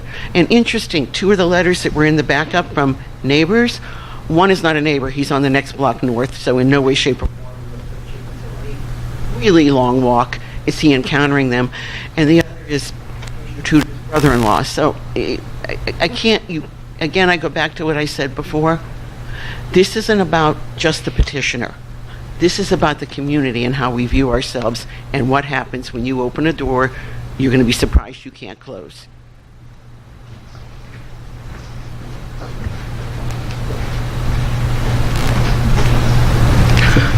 Rox Ross, 11166 Griffin Boulevard. I was sworn in. I am a neighbor, but live about a block away from the site. I consider myself a neighbor, as I do, and I've often said about everyone in the village. Thank you again for going through the Jennings disclosures that are required for variance hearing, as they were omitted.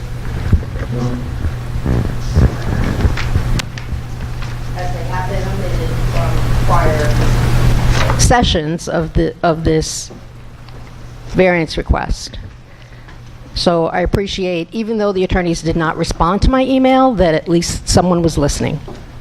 Because I am all about the process and about keeping things transparent and following the law. If you want to follow the law, nothing in the code is ambiguous applying to this application. Starting with the fact that the village has... Would you mind waiting so we can replace your mic, because we can't hear you? Thank you. Thank you. That's better. Starting with the fact that Code Section 13.2 appoints a planning board. That's our planning and zoning board. The commission has delegated the authority to hear variance requests to that planning board. And to my understanding, that this request has not gone to P&Z. I didn't see any minutes where they discussed it or even considered it. So that's the first point that needs to be fulfilled. Secondly, as some of our other speakers have said, Miami-Dade County has a code against it. We may be more restrictive than the county, but we cannot relax or waive the county's law. And thirdly, the village does have provision against raising of poultry. It's there for a reason.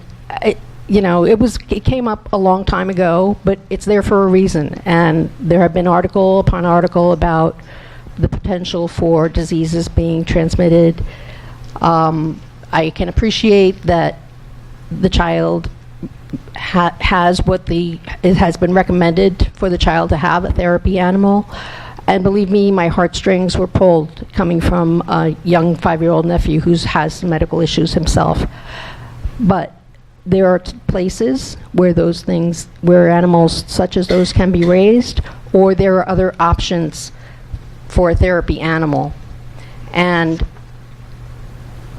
remember, there are 4 requirements that must be met, all inclusive, in order to grant a variance. Special circumstance or condition affecting the property, not the owner of the property, not a visitor on the property, but affecting the property, that would make that property deprive the owner of use of the land. The variance also would be necessary to preserve full enjoyment of substantial rights of the petitioner, and if you grant this variance, then you're giving this petitioner rights that their neighbors don't have. Thank you. That's all I'll say for today. Thank you. Before the next resident speaks, I just want to clarify the provision of the code that these applicants are operating under. These applicants are seeking a special exception, not a variance. They specifically reference section 3.3 of the code. So they're not seeking a variance. I just want the commission to be clear on what your standard is while you listen to the testimony. It's not the 4 prongs, is the whole point. Right, it's not the 4 prongs, but you do have to issue a finding that this will not be detrimental to the environment, because as one resident said, this is a bird sanctuary. So you're allowed to impose conditions. Number has come up. I think that's a valid concern. Roosters came up. That's a valid concern as well. I didn't hear any testimony about vaccinations. You're a bird sanctuary. That might be something you want to explore when the commissioners inquire with the applicant. So, but you're operating under section 3.3, not the variance provision of the code, just so you know. And I also just wanted to discuss, since we're functioning under the language in our code, but that's running up against Miami-Dade County. So I want you to explain to us and the residents how does that work out? Because yes, we can't be less restrictive. Right. than the Miami-Dade code. County is the floor, not the ceiling. So where your code is silent, historically, the commission has and the residents have deferred to the county. But the county is the county is in agreement. The county code and the village code are harmonious on this, that you're not supposed to have poultry. That being said, the village allows a special exception procedure, and the commission can approve a special exception. That's what this is. We're not there yet. We have the residents get to come up, but I have things to say about ADA and ADAA concerns about this. But we can discuss that after all the residents have had an opportunity to say what they want to say before the commissions open up to questions. I'll advise the commission before they inquire. Are there any other public comments? One at a time, please. Thank you. Chuck Ross, 11166 Griffin Boulevard. I want to focus on the code issue because I just heard the attorney say we fall back on the Miami-Dade County Code again. That is not under our understanding, and we've been operating under the... I'm sorry, I apologize, because I should have asked you first. Did you confirm that you were sworn in and that I you was sworn in, and I do not live directly next to the neighbor. Thank you so much. So I'm focusing on the code here now, and this was mentioned by also by Linda Dillon and my wife Rox Ross, that Dade County has its own code, and I don't see how we can do something here and be less than what the county does. But setting that aside, I'm more concerned about what's being said about whether our code, we fall back to the Dade County Code or not, because I'm hearing it again, and I heard it from your associate at a prior meeting, so that needs to be straightened out. Thank you. Thank you.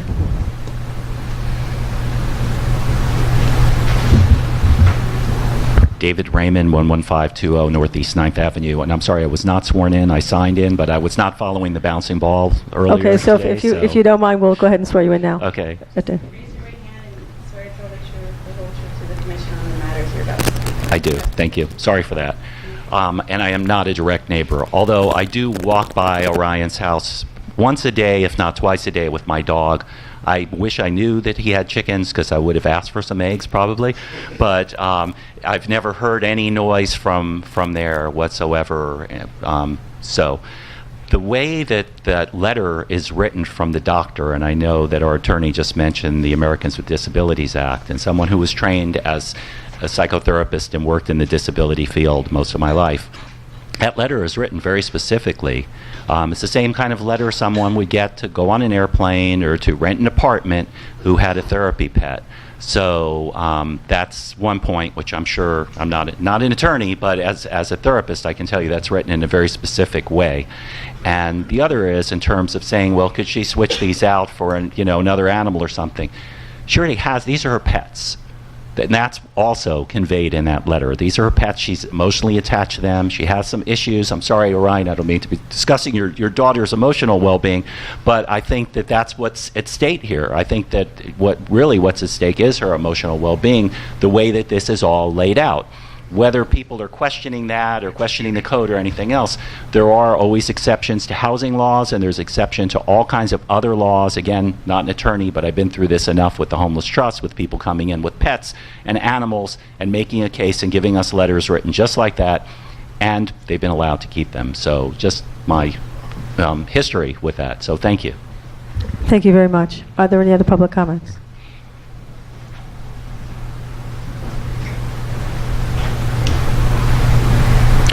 MacDonald Kennedy, 11705 Northeast 11th Place. Drew a blank there for a second. Can you I am confirm? not an immediate neighbor, and I was not sworn in. If you swear to tell the truth to the commission and the testimony you're about to give. You got it. Okay, so a couple of real quick things. Not gonna like some of what I have to say. You know I'm the code guy, but in this case, let the girl have her chickens. She needs her chickens. I've met the kid. She's a nice kid. She came to our kids' corner thing. She's really sweet. You have code violations running amok in this village, and you just gave someone a variance to build a flammable building in a setback. I mean, seriously, a flammable structure in the setback. You just allowed that, and now you're going to debate over some chickens. So while I would say follow the code, I'm saying let the girl have her chickens. Meantime, and I'm going to take my minute to say this, you have cats all over this village that are spreading disease to human beings and are fouling the environment and are killing the native birds in this bird sanctuary. You got bigger problems than one girl having a couple of chickens. Put some limits on it, some common sense stuff. You can have this many, you can't have roosters, you can't be breeding them, you have to allow us to come in and inspect, make them pay for the inspection. It's a good opportunity for the girl and her, she has a little brother or older brother, I forget, to learn some civic stuff. The city's coming in, we have to allow them to inspect. Here's the inspection officer. It's a good opportunity for kids to see government in action.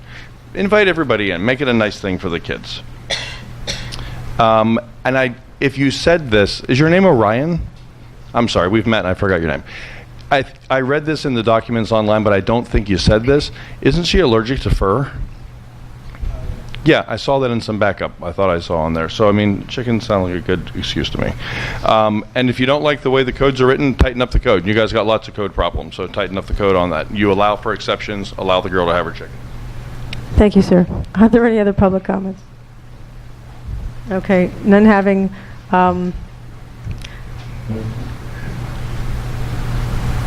At this time, I'd like to open the floor to commission questions, and each commissioner can have their own inquiry. Yep. I'd like to advise the commission as to the ADA issues before, so you have the information before you inquire.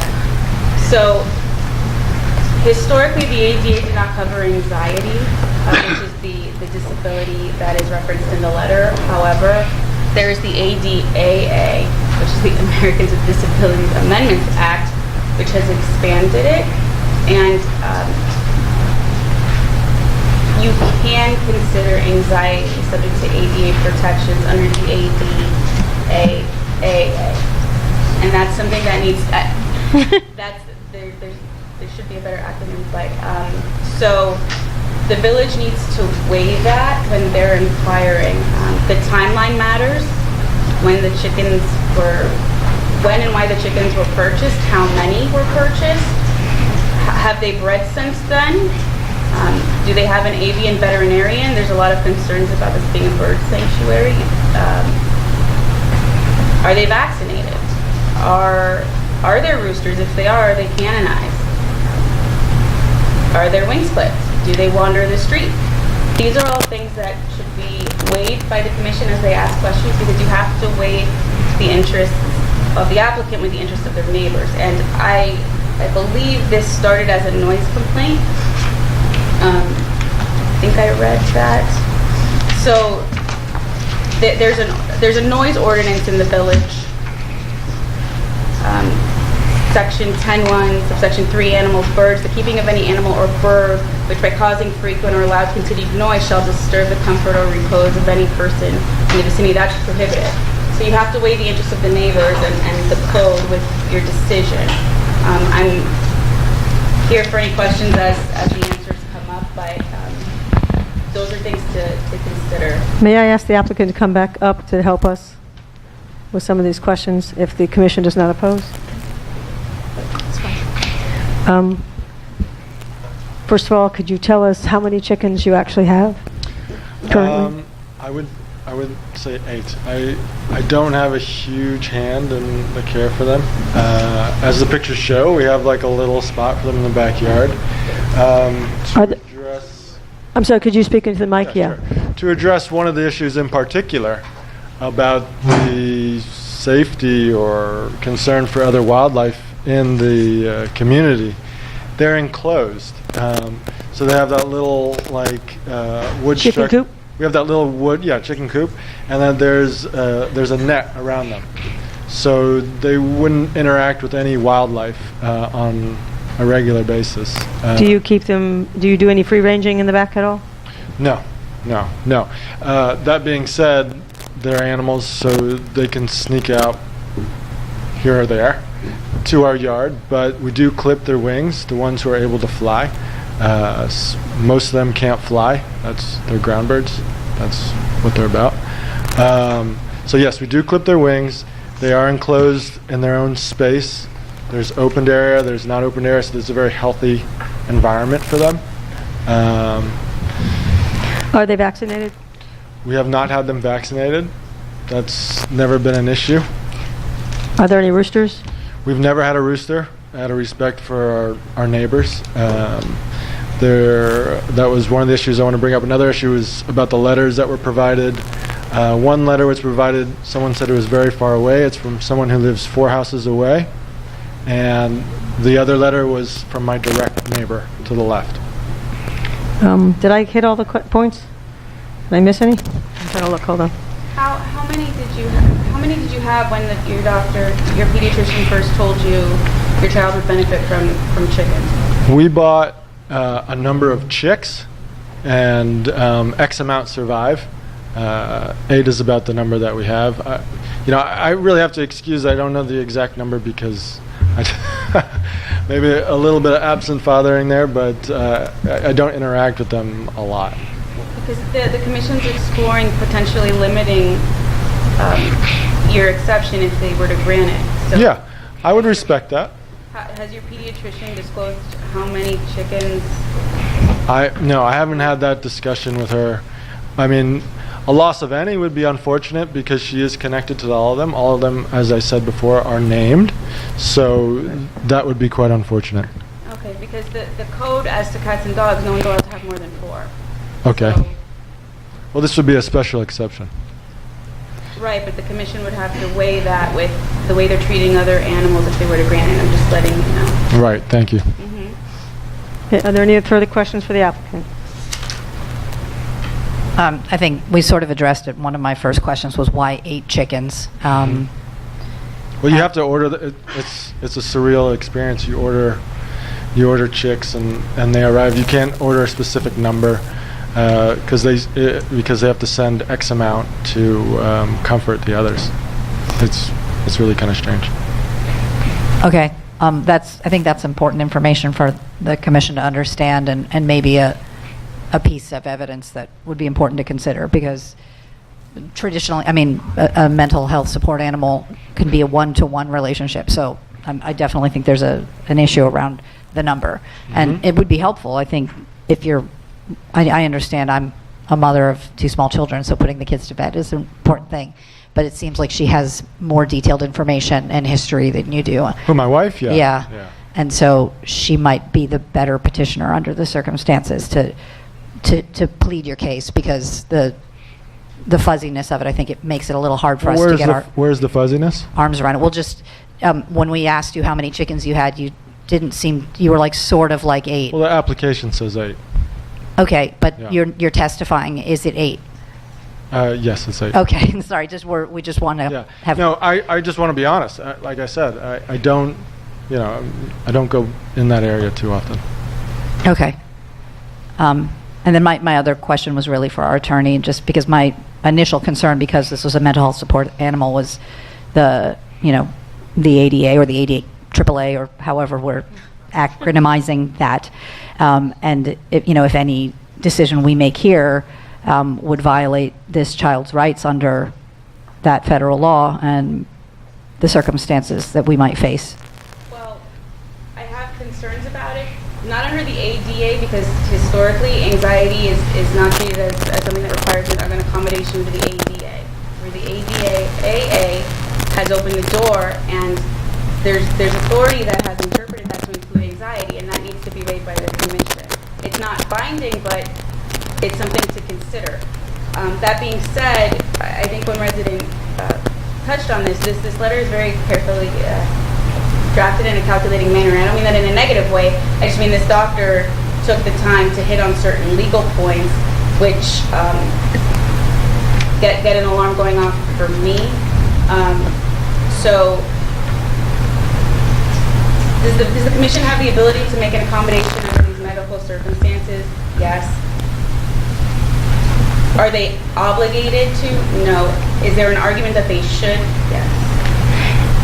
That being said, there's no evidence presented as to number. The letter is silent on that. So I would again encourage the commission to explore any restrictions they would want to place on this issue, including time. Because this letter is from a pediatrician, maybe some sort of renewal certification if you intend to grant it. So they have to check in. But it's all up to the commission. I'm just giving you options on how these things... Could you expand a bit on the renewal? In other words, to renew this with the physician? You don't have to grant a special exception in perpetuity. The commission has the ability to put limitations on it. And if the concern is this pediatrician is saying it's helping this child's development because the child has anxiety, you could explore a 2-year or 1 year, and then the burden would be on them to renew the special exception for the commission. That's something to consider. I think some of the concerns of the residents, and I think they're valid, is what would this open the door to? Would people have emotional support courses? I mean, I've seen news articles on all kinds of emotional support animals, so that you wouldn't think are emotional support animals. So I think it's important that there's a measured response, but you don't ignore the fact that this is being raised with a medical letter from a pediatrician. And I did look up this pediatrician before this hearing. They exist. They're licensed by the Florida Department of Health. This isn't a letter that was just downloaded off the internet. I mean, I looked into that. Thank you. Madam Mayor, I just wanted to address something with the village attorney since she pointed to the letter. And I just want for the record, because you mentioned about 5 seconds ago that there are legal points that are in this pediatrician's letter. If you would grant us your knowledge of pointing out those legal points so that they are in the record.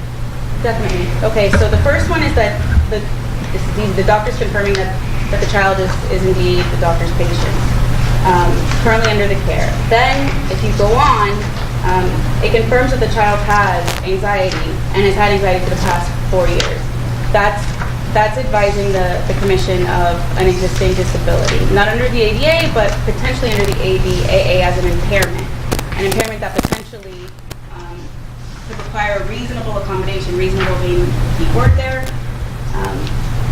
Emotional disability, that's again triggering ADA considerations, disability again. Limited functionality, that is a buzzword. That is an ADA buzzword that triggers a reasonable accommodation analysis historically.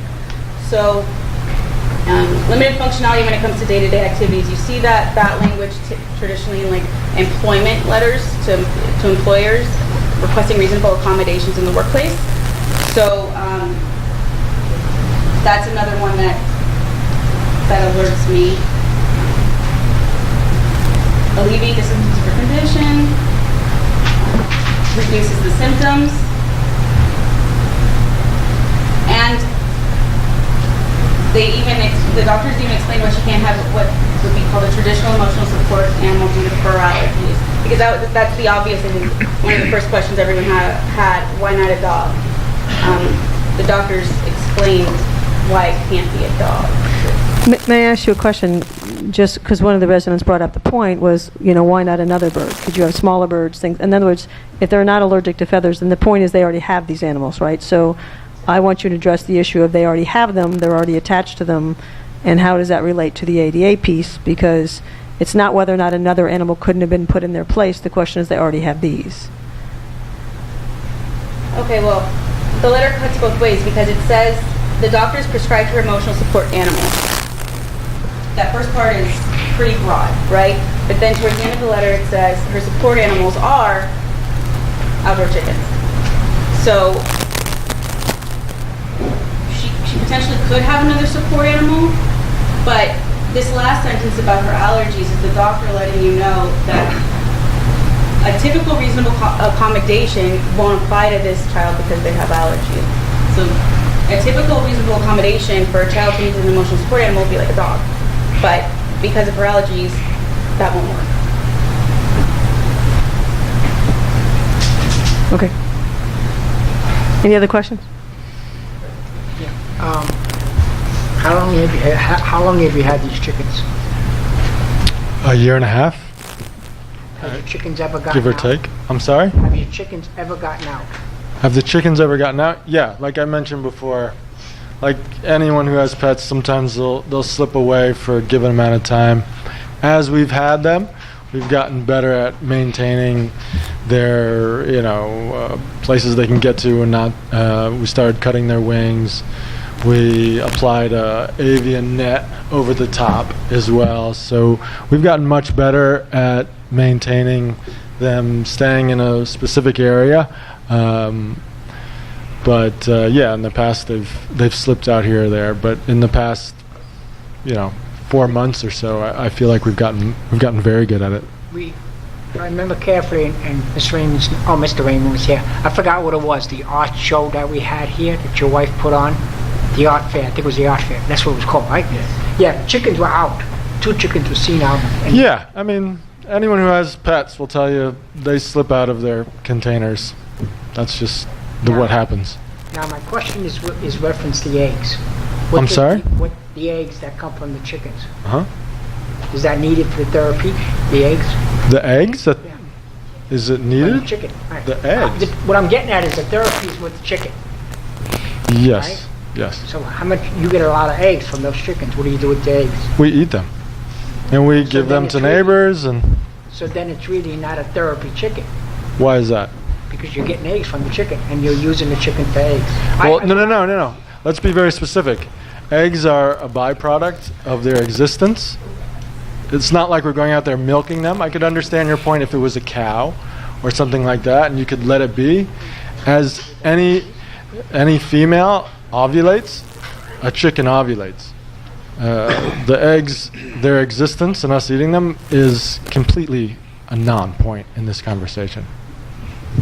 Okay. Any other commissioners with questions? No questions. You finished? No, I'm not finished now. I want you interrupted me before I was finished. I'm sorry, I thought you were finished. By all means, Vice Mayor. Forget it. It's okay. Thank you. Commissioner White? Did you have any? No questions. I just have some comments. Commissioners? Any questions before I ask the applicants No, I today? have no additional questions. You may sit down, Tawik. Thank you, sir. I just want to tell everybody thank you for coming out tonight, for your support or your opinions. And as I started the conversation, I want to be respectful to my neighbors. If there's a decision based on there's too many, I would understand that. I want to be respectful and hear out other perspectives. So, thank you very much. Do you have anything else you'd like to add? Because you're welcome to. No, that was it. I appreciate your time and taking this much time on the docket for this. I really appreciate it. Thank you very much. I just wanted to mention to my colleagues that some of the things that have been mentioned, I absolutely concur with regarding vaccinations. I do think 8 chickens is a very large number. What concerned me also is the lot size. The lot size is small, and this is a very large coop. And then I just also had a question for the manager regarding construction of a coop and having to deal with that as part of this, because it is a structure. Although I don't even know if we do it. I think animal cages are excluded, but you'll have to look into that. We will look into it. Okay. My concern is the number of them. I know she loves all of them. My concern is we are excessive numbers. I think any more than 4 to me would be problematic only because it violates another section of the code. I do believe also in gender restrictions regarding roosters, and I appreciate you already had thought of that. I also concur that we have to be very careful because this is an anxiety and may fall under from what we're hearing from the ADA conditions, so I think we have to do that. The other thing I would caution is that maybe what we could do is also upon termination of the animal is if the animals die, that they're not replaced. Or if they're replaced, well, I would like to see that maybe we consider that, because would that be acceptable to you? Yeah. Okay, that would be acceptable to you. Okay, because that way we're not setting a precedent, and we are at the same time making an accommodation for your daughter, which I fully respect. Okay, those are my thoughts, and I'd like the other commissions to share any of theirs. No, I concur. I mean, I think it would be fair to limit the number to 4, and then when they decease to not replace them. But beyond that, I mean, vaccination, periodic inspection. I understand. I might not have the cadence correct, but I think if you are flying on an airline with an emotional support animal, you have to present your paperwork every time you fly, and the letter from your physician can't be more than a year old, as I understand it. It needs to be frequently renewed. So I think periodic inspection and regular renewal of the statement from your physician that they are necessary as emotional support animals would be required to support the exception, and it would only be continued under those circumstances. I don't know how we would carve the language to make sure, because you're talking about limitations of time. I'm speaking to our attorney now. You're talking about limiting it in time, that it would, expire if the letter from the physician was no longer renewed or something under those circumstances. That's something I would recommend, just so this doesn't become a special exception in perpetuity for that person. And also, when we're going to limit the number of chickens, and after they decease, then that would be it. We'd have to find some documentation, because I'm not sure, many chickens don't look alike, right? So how would we address that? That's another concern. If the commission isn't sharing with that issue. If the commissioner's sharing that, it's kind of tough, because it's not like a dog where you have an obligation to register with the county. Right. It would be more of a numbers game if all of a sudden there's 10 and you only allowed 4, then you would know that. Because I don't think I think would be honest enough to do that. I think at the same time, I don't think that's something we can actually enforce. I don't know how you could enforce Okay. that. I will say one other thing. There were some resident comments about wandering chickens. There is a provision in your code that makes clear animals can't wander around on public property. That's something to consider, including if you intend on still having code enforcement apply that as to the chicken. If you do grant the special exception, that it's not a license for them to violate other sections of the code. The other provisions of the code, particularly wandering, would still be applicable and enforceable. Okay. Any other comments? Okay. One and then two. Oh, sorry. Yeah, go ahead. Okay. Dade County doesn't allow the chickens, right? But doesn't the ADA would fall under Dade County? So if you're saying that with ADA, then Dade County should be doing the same thing, so then Dade County should be approving it. Well, Dade County, everyone has to abide by the ADA because it's federal, and it preempts. But that's when you seek an exception. Miami-Dade County's code is similar to ours in the prohibition, but under Title II, they have to still allow this procedure an opportunity to say, hey, my doctor says I need this emotional support pony. Here's the letter. Here's the vet bills. Here's the proof that I take care. You still have to allow a procedure for that, or you're potentially violating the EPA. So you're hearing them, and that's what this is. But you have to weigh that with the other provisions of the code and the other residents. If a doctor says that a child needs to have, first off, with yours, I have no problem with one chicken. Many chickens I have a problem with. If a doctor says that a goat's okay, is that okay? It depends on what the plain disability is. Because not every disability is protected under the ADA or the ADA.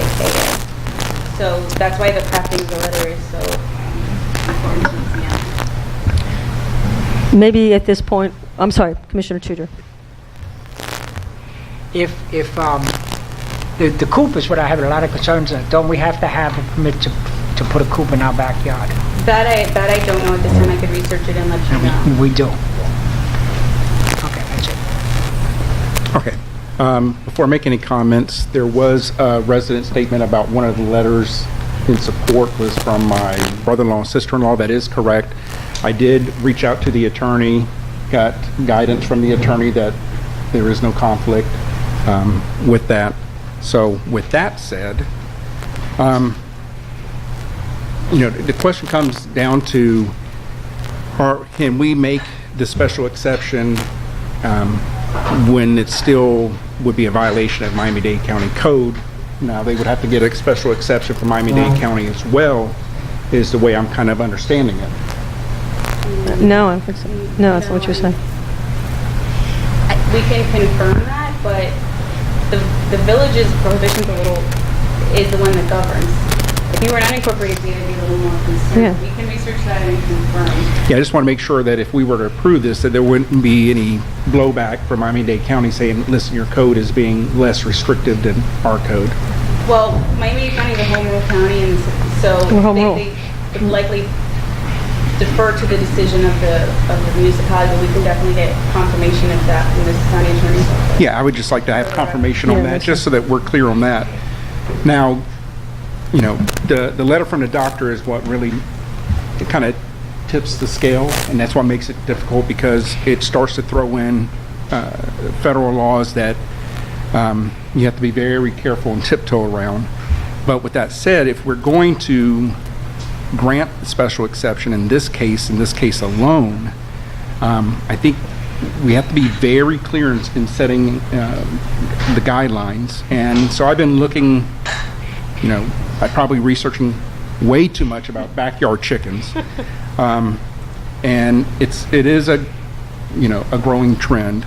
But one thing that a couple of public health researchers have come out with the report, one thing that they were talking about is that municipalities, if they're going to grant or tweak codes or grant a situation with backyard chickens, they really need to nail down regulations. For example, application process, license fee that would be yearly, that they would have to renew on a yearly basis, the limit on a number of chickens, of course, parameters on the coop, chicken coop, and also clearly having restrictions on, and this caught me off guard, restrictions on slaughter, and also on nuisance clauses to manage noise, pests, odor, cleanliness, and manure disposal. Yeah. So they have these key things, and one of the other issues that a lot of municipalities don't address, because the CDC has come out with some guidelines that there is some issues or concerns about salmonella with chicken, avian flu. One thing that they stress that municipalities need to do if they're going to have any type of ordinances regarding backyard chickens is that there be guidelines about flock vaccinations, and that the health and the safety of the chickens have to be incorporated into that.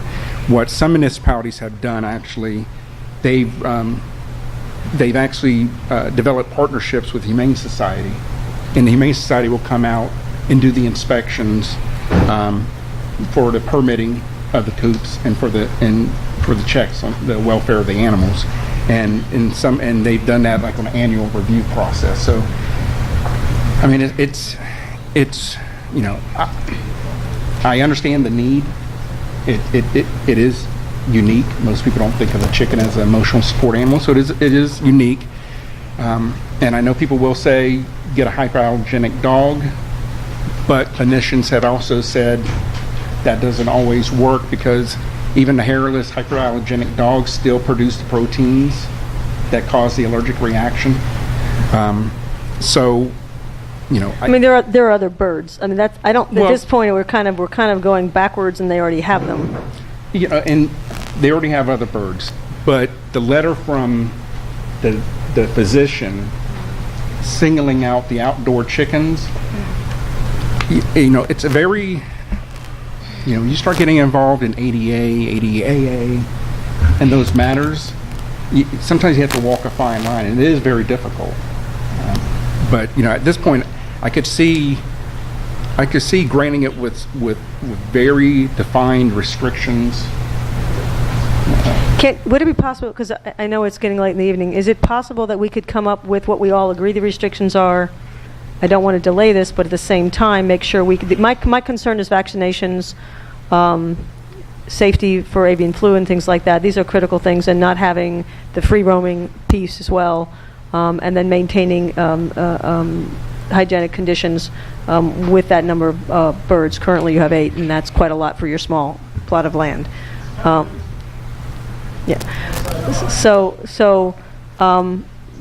think those are all critical things for everybody else in the community. Nobody did come and speak against you regarding the noise component, but I do know that hens, when they lay eggs, they can be very loud, so we might want to also look at if that becomes an issue for the noise. So I'm going to kind of defer to the attorney on the best approach to how to move forward. Well, unless the applicant requests a continuance, the commission is obligated to vote if there are no further questions. So it sits with the applicant. Okay. Do we want to have an agreement on if we're going to move forward with this, and then if we are, what conditions we're going to apply?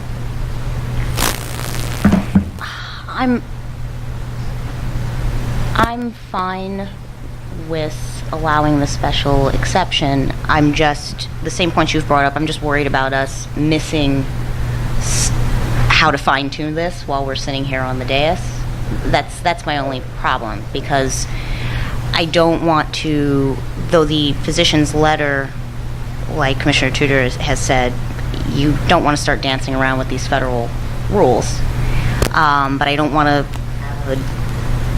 no pun intended, swing the barn door open and people start coming here with different animals. So I want us to be very careful with how we tweak. And the health issue is huge to me. I mean, that's... And I also want to follow up on something Commissioner Tudor said, and then I actually have to excuse myself for this call. Commissioner Tudor, you said that we, municipalities, can partner with the Humane Societies, because I'm just wondering about the cost to our resources to have someone come out and inspect their property.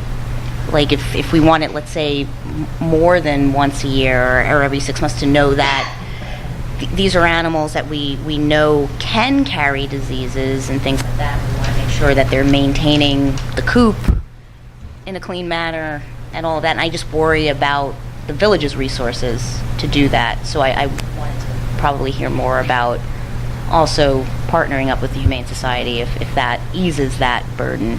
Madam Mayor, if I might respond to Commissioner Sutton, or maybe that financial burden should be put upon the petitioner. And then, I mean, it's their livestock to maintain, and if the cleanliness, the sanitation issues, I think it would be a reasonable burden for the petitioner to bear. Yeah. Otherwise, we could end up, like, if we do have the barn door swings open, it could be awfully expensive. In terms of the cleanliness or inspections, we don't inspect anybody else's home who has pets. So, I mean, to add that burden, I think, is unnecessary. I'm happy to, sign an affidavit saying that we'll clean it weekly or something along those lines, but something like that I think is unnecessary, going a little bit too far. I totally understand the concern about the vaccine. Something like that seems reasonable. If, for whatever reason, you all choose that we need to have someone come inspect, I'll respect it, of course. But I don't see anyone else, any other citizen who has pets or service animals or anything like that. The issue, just to be clear, the issue for me is avian flu. These are very different circumstances. And it's a bird, right? It's very different. A parrot doesn't carry avian flu. Are you sure? Yeah. What about a parakeet? Or okay, I'm not a veterinarian, so I'm not going to testify to other birds. Yeah, but what I'm saying, I would assume most birds if I may can just carry finish, avian flu. Yeah. What I am saying is that is the concern. It's a concern for many of the residents sitting out, and so I do think that's something different. That's one of the reasons why they preclude poultry in residential areas. No, I think. Okay. I think that's part of it. I just want to have that tantamount to anyone else. I appreciate your perspective. You are not wrong that other birds are not required to have that same inspection. Okay, so I think we're at the point. Do we? Mayor, it would be great if we could vote while Commissioner Sardell is still because here. Okay. Do we agree to grant a special exception with conditions of what was mentioned by everybody here, which were the number of chickens down to 4, get them all, vaccinations, inspections, no roaming. Renewal of the pediatrician's letter annually. Did I miss anything? And no roosters. Yes. You touched on must be vaccinated. And must be vaccinated, yes. With respect to the vaccination, I would recommend a date, certain deadline for that documentation to be provided to the commission for the records, or the special exception subject to revocation without a hearing. Within 30 days? You can get them vaccinated in 30 days.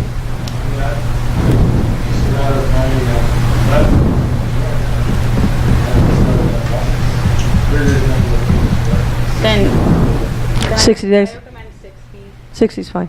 Is that 60 fine with everybody else? Yes. Yes? Yes. Okay. Okay, so with those conditions, You're going to have an opportunity to say no. You will absolutely have that opportunity. With those conditions, is there anything else, any other restrictions, Commissioner Tudor, that I've missed? Sorry, what was that?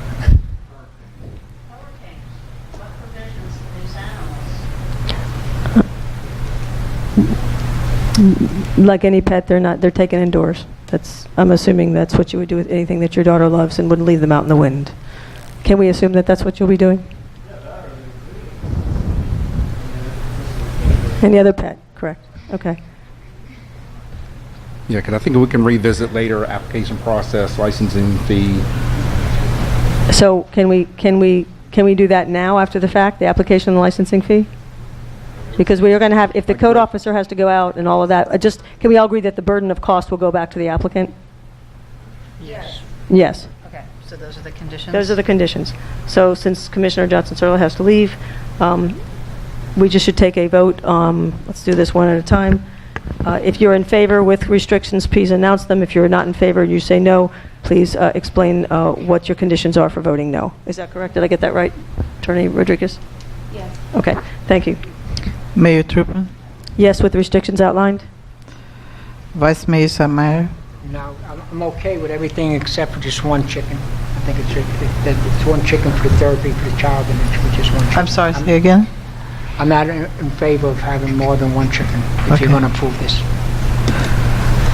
Commissioner Johnson-Sadera, Yes, with the restrictions that have been outlined.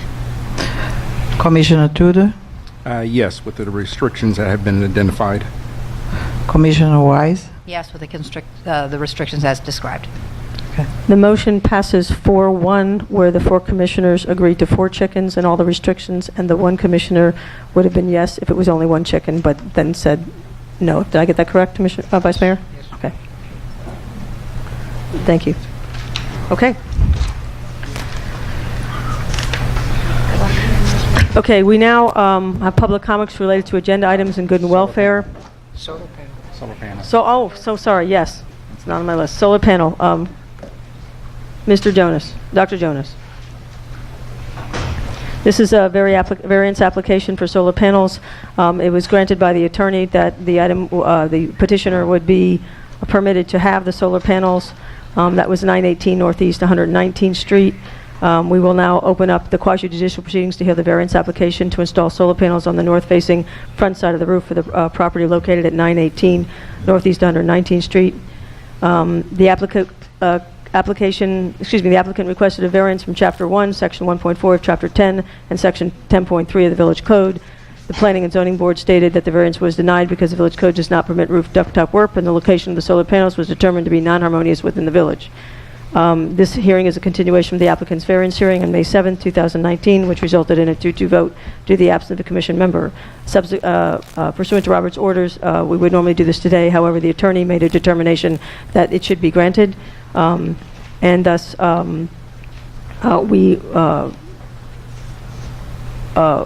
thus the petitioner's apparently objecting to the granting of the variance, I guess, or has a situation with the granting of the variance. But before we proceed, I guess we have to do Jones disclosures again, correct? Or not? That's the prudent thing to do since it's opened back up for purposes. Can't really hear a word you're saying. That's the prudent thing to do since technically this proceeding is reopened, so the applicant can address the commission. Okay, Commissioners. That would be the prudent thing to do. Commissioners, do you wish to disclose any verbal or written communications with the resident which took place outside of the quasi-judicial proceedings related to this variance application? We'll start with Commissioner Wise. Nothing to disclose. Vice Mayor Tudor. I'm sorry. Vice Mayor Samaria, sorry. None to disclose. Commissioner Tudor. I did have a brief conversation with Commissioner Jonas, but not telling him whether I was in favor or for the solar panels. As stated during the meeting, I received 1 email in opposition, and that was supplied to the village clerk. Another resident not adversely affected and not a neighbor expressed opposition in passing conversation. Dr. Jonas. Yeah, so just to summarize, or to re-summarize as you just did, what the attorney has told us is that essentially the village has no basis to have denied my request. And the attorney said 2 things to you. One is that you should not have ruled one way or the other on the variance request. But the other thing the attorney said, and I discussed this with her, was that if you don't say anything, that I'm left with a denied permit. And she said, the attorney said, that you are to rescind the denial of the permit. I'm sorry, rescind the denial, I just want to make sure I understand. Rescind the denial of the permit or rescind the denial of the 2-2 vote? Sorry? Are you requesting us to rescind the vote or rescind the denial of the permit? The attorney, Ms. Mandel, instructed you, the commission, to rescind the denial of my permit application. My permit application was denied by planning and zoning. So if you don't rule, if this commission doesn't rule on it, then I'm left with a denied permit. But that is not the proper resolution of this. The proper resolution is that I can have what I want. So therefore, Ms. Mandel has told you, the commission, to rescind the denial of my permit application. Is that not your understanding? Did you not get that communication yesterday or this morning? Please. I don't want to cut you off, so. I really can't hear you. You have a very soft voice and you're far away from the microphone. I don't want to cut you off, so I just want Thanks. to confirm that you're concluded and you're presenting a question to us and to me. Are you concluded with your statement, sir? Am I what? Have you finished your statement? No. Okay, keep going. So I want to confirm with you at one level that you are rescinding the denial of my permit application, which means I can go forward. If you want, I will stop and ask you that question and then I'll go on. Or if you want to make note of it and I'll go on and you can answer it later, that's fine too. Go ahead, continue. Okay. Furthermore, because this was a bit of a wild goose chase in terms of my asking for a variance that I really didn't have to ask for, the commission has properly decided to return to me the fee I paid for the variance. However, there are two other issues. One of them is that what Ms. Mandel said, and I'm assuming that Ms. Mandel and Ms. Rodriguez are on the same page, and if they're not, then I guess I need to know that. But what Ms. Mandel said was that the village code does not have any provision for solar panels. Normally, because we have what's called an inclusive code, that would mean nobody can have them, except people can have them. Not only have we allowed them anyway, but Florida Statute 163.04 says that no municipality can prevent anyone from having solar panels. 163.04 also says that a municipality can control where panels are placed, but this municipality did not do that. That was part of Ms. Mandel's point. So what she's really saying is that there is no permit for this.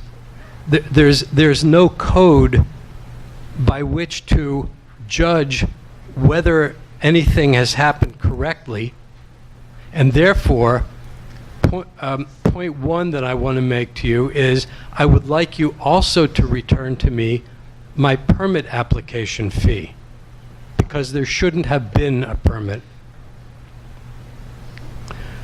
There is a point two, and point two is that the village, in a way, has sort of gone off a little bit half-cocked about a number of things, and we've talked about some of them tonight. We just finished talking about some of them, and I would look, for example, at the other two variances and special requests. In the first one, the one about the shed and the pergola, Will and Betsy both noted that we have a lot of ambiguity in the codes, and they're a little bit problematic. They're hard to interpret. We have never hired anybody to reorganize the codes and rewrite them. We talked about it, but we just never did it. So we have a code problem. That problem is left in the lap of planning and zoning, which also has other issues that I'll come to in a minute. The second example we just had, I'm sorry, Betsy, am I boring you? Yes, I am. Okay. No, I'm sorry, I don't mean to be disrespectful, but Commissioner Tudor does have an item on the agenda to discuss this very thing, and it would be wonderful if we could get to it so we could solve the problem that you are edifying us about. Okay. Thank you. I'll maybe work with a few less interruptions and I'll get there. The second issue was the one we just now talked about regarding the chickens. And we talked about it in sort of a funny way. We recognized that the applicant had chickens, which are not allowed. They're not allowed by the county. So really, we couldn't permit them because the county doesn't permit them. And if the applicant had wanted permission, he really had to ask the county, not us. But we entertained it anyway. Then we told him that he could have chickens, but when they died, they couldn't be replaced. And it sort of raises the question of if it's important that I'm sorry, this is not to do with the solar panels, so we're not going to relitigate the previous Right, what I'm items. trying to show you And is your that information's incorrect, because we didn't. I just want to make something clear that we're in the quasi-judicial proceeding on your variance, and the quasi-judicial proceeding as to the chickens is closed. And that's important because the applicant's supposed to have the last word after all public comment. What I'm trying to show you is that we handle things in sort of an ad hoc and disorganized way because we don't have proper guidance from the codes, we don't have proper guidance from planning and zoning, and we don't use guidance ourselves, in other words, the commission. So my point in bringing this to your attention is to remind you of something which you may or may not know, and that is that some communities don't use local residents for planning and zoning boards because they're very complicated. And I will point one other thing out to you. There was some discussion last month about Florida Statute 163.04, and it was an important focal subject of Ms. Mandel's letter. But the fact is that anybody only knew about it because Barbara Kuehl looked it up. And she told me it took her less than 30 seconds to look it up. So the point is, we're really not handling things very well. And maybe it's time for us to reconsider planning and zoning, how we understand the things that we permit and the things we don't permit, whether we really shouldn't have local residents being on planning and zoning. Maybe we should farm this out to somebody who doesn't live here, like we don't have a manager who lives here and a police chief who lives here. Those things are typically not done by local residents. So I'm just pointing out to you that we have some problems, and that may be one way you want to think of solving them. But in the meantime, I'm asking you to return to me the permit application fee also. Okay, thank you. To address the permit application fee, you still have to have him install solar panels on his roof. Unless he's not going to install them, I don't understand that situation, because you still have to install solar panels, which requires a permit. Inspections, roofing, structural engineering. So first, with respect to Ms. Mandel's memo, she only brought up the permitting application to explain how it got before the commission as a variance. And it states, so the record's clear, the applicant's original permitting application for the installation of the solar energy system was unanimously denied by the village's planning and zoning board.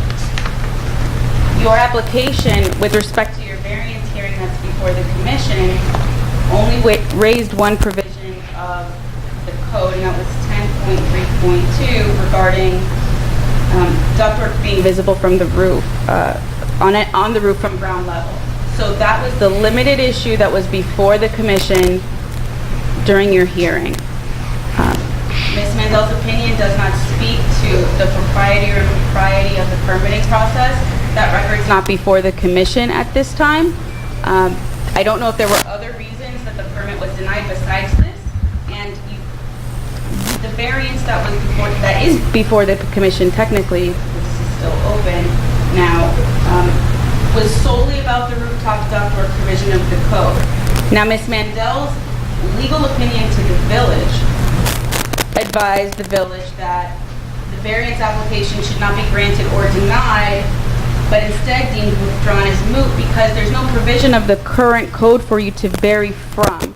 Stated differently, there is no provision of the village code that prohibits a front-facing installation. That can change, and I know that's Commissioner Tudor is going to talk about gaps in the code later, but it's my understanding, and if I didn't understand, let's confirm for the record, that the permit was approved before this meeting based on the village's review of the memo? That is correct, yes. In light of the permit being approved by the village, the variance is moot because you don't need it. Your permit's been granted. When you say you don't know why planning and zoning denied it, I don't know why they denied it either. They didn't have a reason to deny it because there is no code that's applicable. But if we look at the permit issue in a kind of an operational way, let's say that I have those panels installed and the building inspector comes to look at them. The building inspector can't judge the installation compared to anything because there are no guidelines. We don't have a code about solar panels. May I jump? There's the South Florida Building Code. I think you're confusing two issues. One is whether or not there should have been a variance in the first place, which there shouldn't have been, because we don't have anything to vary from. And that's what is being heard this evening and previously. But you still have to have South Florida Building Code. You have to decide whether or not the solar panels meet the lift, so the roof doesn't come off. When you put solar panels down, 36 of them, which is what you want to do, there's 200 pounds of lift probably on each panel. So this has to go through a whole South Florida Building Code review. That does require a permit. And they're granting you the permit. So I still don't understand why we're entertaining this, other than I understand your frustration having gone through P&Z and they cited the wrong code, and we don't have strong codes, and so it's not P&Z's fault because the code is poorly written and they don't have any tools to work with, which is what Commissioner Tudor is going to be addressing shortly. But your permit and your permit fee is what you're asking for back, and I don't understand that because you still have to have a permit in order to have them installed. Well, I appreciate your point, and I agree with you. And that's a perfectly good reason for me not to get the permit fee back. But just as an example of the problem, I will tell you that one of Planning and Zoning's suggestions to me was that I have the solar panels tilted if I wanted them faced in a different direction, and that would make them susceptible to lift of the type that you just indicated would be very problematic. So what I'm saying is, in a number of ways, planning and zoning, this commission, etc., people at some level don't seem to know what they're doing. And it would be really nice if everybody would be a bit more careful. Okay, thank you. This hearing is closed, unless there's further comment by the commission. No? Okay, hearing closed. We are now set at public comments related to agenda items, good and welfare. Attorney Rodriguez, would you read the decorum rules, please? All comments must be addressed to the commission as a body and not to individuals. Any person making impertinent or slanderous remarks or who becomes boisterous while addressing the commission shall be barred from further audience before the commission by the presiding officer, unless permission to continue or again address the commission is granted by a majority vote of the commission members present. No clapping, applauding, heckling, or verbal outbursts in support or opposition to a speaker or his or her remarks shall be permitted. No signs or placards shall be allowed in the commission chambers. Please mute or turn off your cell phone or pager at the start of the meeting. Failure to do so may result in being barred from the meeting. Persons exiting the chamber shall do so quietly. Thank you. We're going to open up the floor to public comments. As a reminder, the village clerk will call you up to the podium one at a time to address the commission. Please contain your comments within 3 minutes allotted. And that's all. Thank you. Linda Dillon.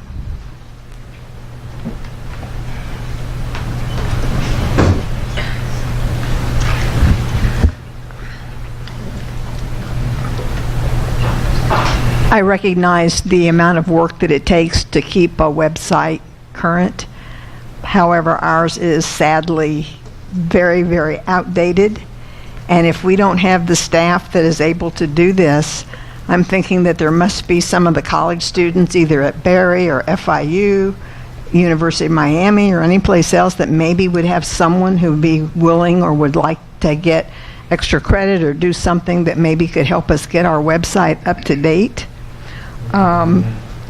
Along those lines, I have noticed that the minutes for the code board meetings have not been submitted for approval. The last ones approved were November 13th of 2018. And I don't know why they have not been presented to the commission for approval.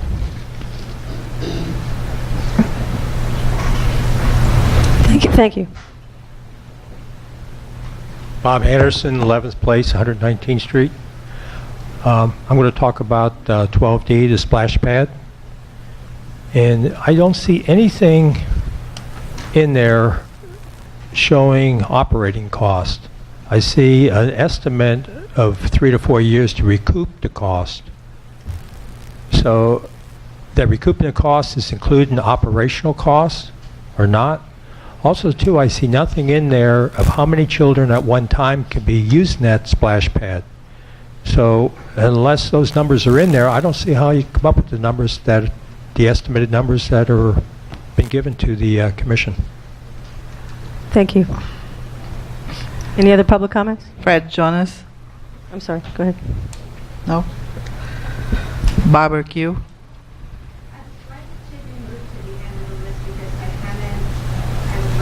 Sorry, if you would please come up to the podium. We're going to call on one at a time. Thank you.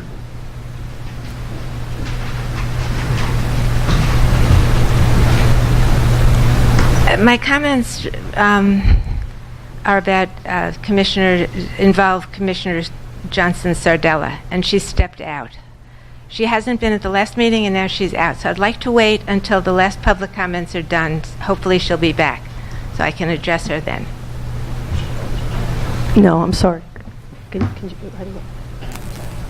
I'm sorry, but please, we are. It is now 9:53. We have a lot to get through, so I'm going to respectfully ask you to go ahead and make your comments, and she can review them on the tape. Thank you.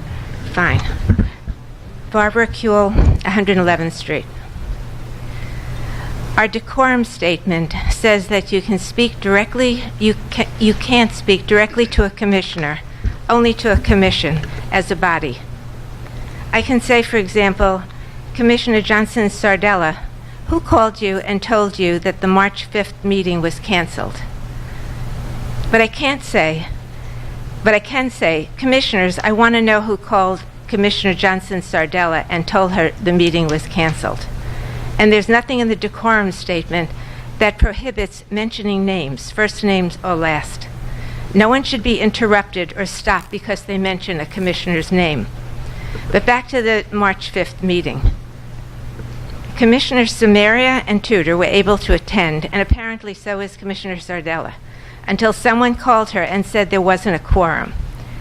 We can't get an answer to a simple question. It's a charter violation to furnish false information or knowingly omit sufficient facts to the public. So I'm asking again, who canceled the March 5th commission meeting and why? And I'm in full support of Commissioner Samaria's agenda item 12A, even though it's been pulled. Our charter doesn't give the mayor many powers. The mayor runs the commission meetings and acts as head of the village in ceremonies. She has no administrative power, and she's not allowed to direct the manager or employees. She only has one vote on the commission, and according to Robert's rules, she's supposed to present a neutral tone. And I don't think Mayor Trupman has followed these rules, and she has created an antagonistic atmosphere. To me, the mayor should welcome and encourage everyone and participate in our village at every level. Treat everyone, even those you don't agree with respect, including other commissioners. Protect your residents from being attacked by commissioners. Respect our charter because those are our laws, and when you violate them, you're breaking the law. Do not interfere with the administration of this village. Your mayor should be a unifier, a team player, a leader. And most of all, realize that you're representing the voters and not your own agenda. Thank you. Thank you. Village Clerk, call the next person, please. Janie Anderson. Janie Anderson, 11th Place, 119th Street. First, I am going to speak directly to Betsy because I want to thank her. Thank you for pushing that it would be the petitioner's responsibility in the case of the chickens to incur any costs in terms of inspections. I do appreciate that. But what that whole thing sort of exposed is the systemic problem we have here. According to the backup, they've been raising those chickens not for a year and a half, for 4 years. Against code, weren't cited until November, never came in front of the code board, and took 8 months to come in front of you folks to ask for their exception. And did anyone notice that the doctor's letter was actually dated approximately a month after they were cited? So it wasn't like this was prescribed in advance. These are all little details that I wish you guys would kind of be paying a bit of attention to. As far as the shed issue, is someone going to confirm that it is moved, when it's moved? Will there be a time frame for this to happen? Now on to the 2 times to speak, which it was a nice spin to say that residents will now get at the beginning and at the end to speak, except there's basically nobody here at the end. And what that effectively does is, for those of us who frequently want to speak to broad-based topics, it ends up silencing us because not everybody can be here at 10:45, 11 o'clock, and when that time would be allotted. I think we've got to stop blaming residents for the length of meetings. That is far more in your control than it is in ours. We get our little 3 minutes. I mean, like tonight, this is actually taking longer because I had to sit there till I was called versus standing right behind Barbara and Linda and being able to come in and speak. We only get 3 minutes. We're not messing up your meetings, guys. You guys need to be more concise. You need to be more focused, less time spent telling us what we can and can't do.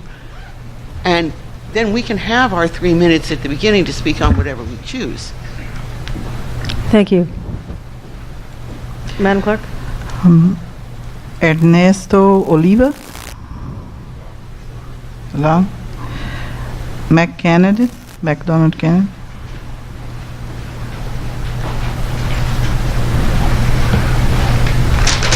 I come bearing gifts. I do. I really do.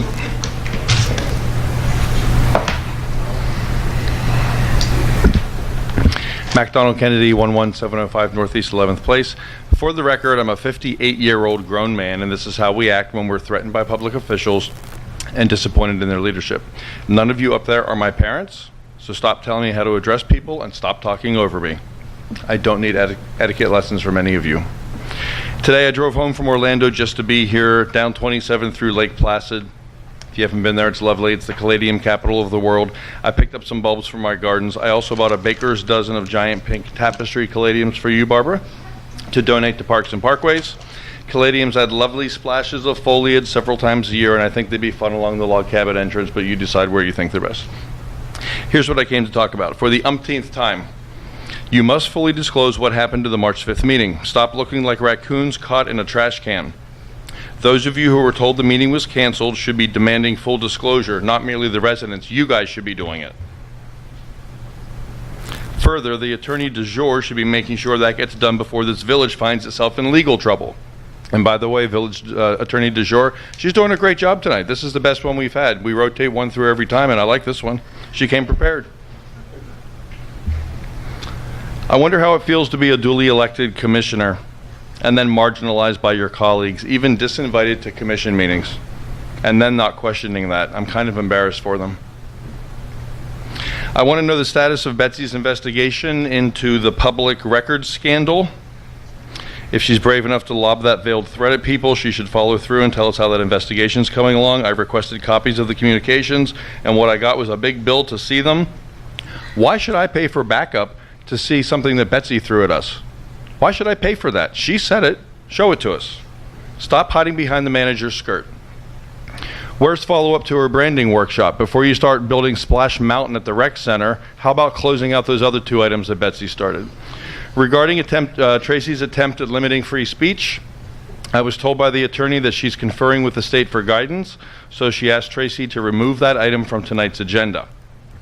They're getting guidance from the state to help Christian resolve that issue. I think Rebecca should fully explain that tonight because the item was supposed to be on the agenda. Finally, as a reminder to you all, criticizing one's government is not only a right in this country, it's also a tradition on which this country was founded. Some consider it a duty, and it's protected by the U.S. Constitution. Every attorney and 5th grader knows that. The ACLU is also very clear on it. Is someone going to explain why there's a cop sitting on the dais?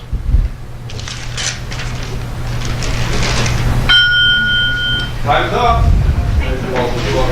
Madam Clerk? David Raymond. Left.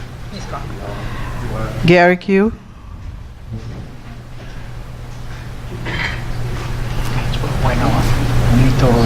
So Gary Q, 777 Northeast 111th Street. I assume this gentleman sitting to my left is the Sergeant at Arms. Is that correct? Do I get an answer? Yes. Was this budgeted? Was this voted on? Who decided this? How? Why? I mean, it's not like we have a plethora of physical altercations here. But what I see is this ever-increasing effort to suppress and intimidate residents from speaking. I see how Dan Samaria is marginalized and cut off. I see how you misinterpret the decorum rule to interrupt speakers, tell them they can't use first names, overspeak them, and cut them off.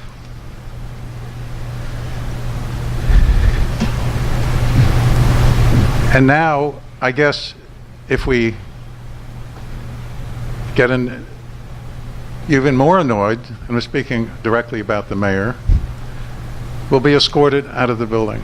What is this the kind of image we want for the village? You know, I think about the branding workshop, and I think about the direction that we're taking here and with regard to your relationship with this village and these residents, and how we have another commissioner who has routinely insulted residents, commissioners.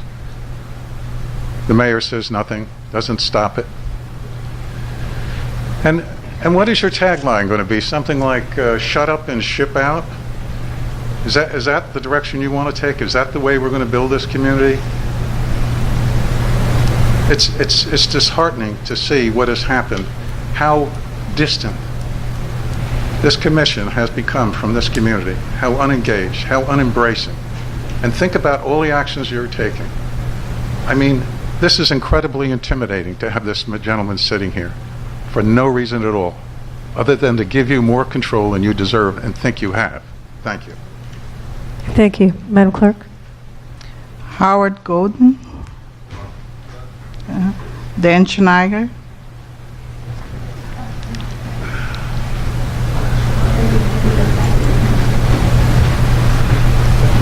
Dan Schneider, 11705 Northeast 11th Place. So I'm here tonight because I want answers to 3 questions. Question number 1, why was the March Commission meeting canceled? You guys have spent months now avoiding answering the simple question of why a Commission meeting was canceled for lack of a quorum, when in fact there was a quorum. Who decided to cancel this meeting and why? If there were no nefarious forces at work here, why won't Christian answer this question? And why is it that only one of our elected officials wants to get to the bottom of this? Thank you, Dan Samaria. If you guys aren't hiding anything, you're doing a really good job of making it look like you are. Question number 2. What was the result of Betsy's conversation with the village attorney regarding freedom of information requests from residents? At the rescheduled March Commission meeting, Betsy stated that she had spoken to the village attorney about seemingly coordinated records requests to determine if they rose to the level of harassment and an abusive process on the part of residents. Residents deserve to know the result of this conversation between Betsy and the village attorney. Are residents going to be prosecuted? Betsy? She's mute.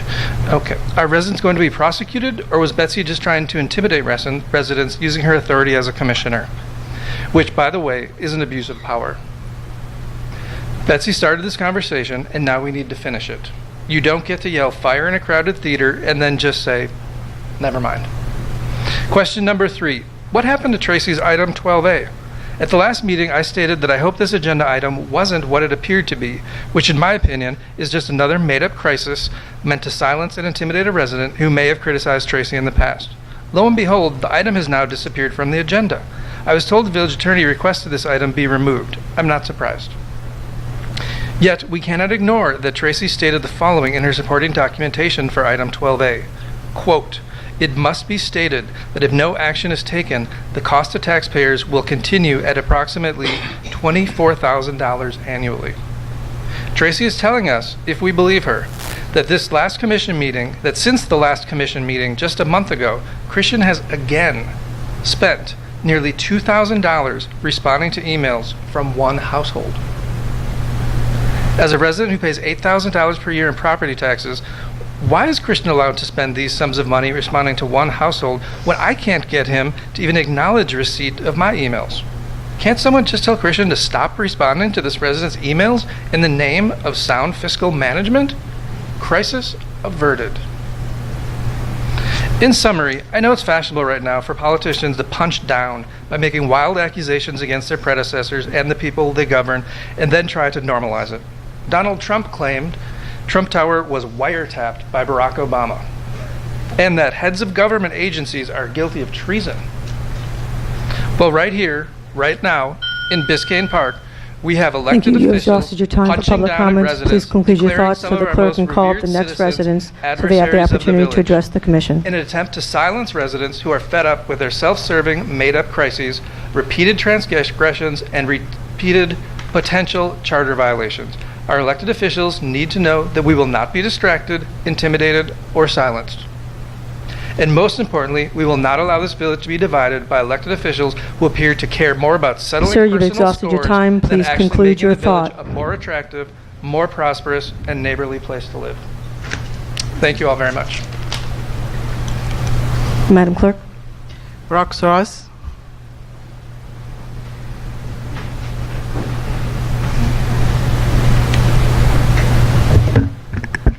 Rox Ross at 11166 Griffin Boulevard. So we walked in today to rearranged furniture, new procedure rules, and highly visible enforcers put in place by the manager, by the mayor, I'm not sure, but each commissioner up here should be concerned that these things were put in place without discussion, without your opinion, without your say-so. The agenda tonight, for tonight's meeting, was posted Friday at 3:05 p.m. You all have to do better with posting notices and agendas. Call me a stickler for details and for rules and for transparency. But after last month's meeting, I wrote to the village manager, CC'd village attorneys with 3 noticing and disclosure concerns, and I have not had any response or even acknowledgement of these important issues. First of all, other jurisdictions advertise public hearings to set the waste fee assessment. The waste fee that was decided on May 7th had no such ad attached, nor was it announced as a public hearing at the meeting. The fee assessed is an increase over last year's, which I believe triggers a higher level of process for the assessment pursuant to Florida Statute 1973632. Secondly, there was an executive session held on May 7th prior to the regular commission meeting. That was held at Village Hall to discuss collective bargaining agreement, and that was held without any sunshine required notice to the public. The third issue I addressed with the manager was having to do with the Jennings disclosures, and I've already commented on that. Thank you for making changes to your process to adhere with the law. More troubling still is not that 1, but 3 village attorneys participated in these May 5th meetings, and the irregularities went uncorrected. I believe these to be serious divergences from proper process, from the Sunshine Law, and from execution of the Commission's quasi-judicial powers. Another faulty process was raised today, will be raised today if you get to it, the Grubbs debris contract. That RFP went out July 23rd, 2018. Yes, nearly a year ago, and we still don't have a contract in place. We also don't have, going into the second year of hurricane season, a monitoring contract in place. And we know that that was one of the main reasons why FEMA refused to honor our claims. You ought to carefully review your minutes that are on the agenda tonight, because they apparently hastily drafted minutes for the executive session are titled February 12, 2018. And the minutes of the regular commission meeting for May 7th, they say that you approved the Thank you. minutes You have of May exhausted your time 7th. for public comments. Please conclude your thoughts so the clerk can call the next resident so they have an opportunity to speak to the commission. Thank you. Chuck Ross. Chuck Ross, 11166 Griffin Boulevard. I'm going to pick up on the monitoring contract. When we had the hurricane preparedness workshop, I asked a direct question of the manager, do we have a monitoring contract? He told me it was with the attorneys being reviewed. So I looked at the website. We have an RFP still on the site looking for a monitoring contract. So I want to know one way or the other, was that the truth? And if not, when are we going to get a monitoring contract? I've made a couple of public records requests as well as a few other people, and there's been a couple of new fees introduced that we've never seen before. One of them is an IT fee. Now, interestingly enough, a couple of months before I made my public records request, there was another resident that made a public records request that wasn't charged an IT fee. And by the way, there's an AGO opinion on this. I don't believe that you are authorized or allowed to charge an IT fee, a handling charge, in other words, to access the records. And I paid this IT fee, as well did my wife for hers, as well, I don't know, other people were assessed, and I know it prevented them from actually going forward with their public records requests. And I think this is purposes to obstruct those public records requests. So,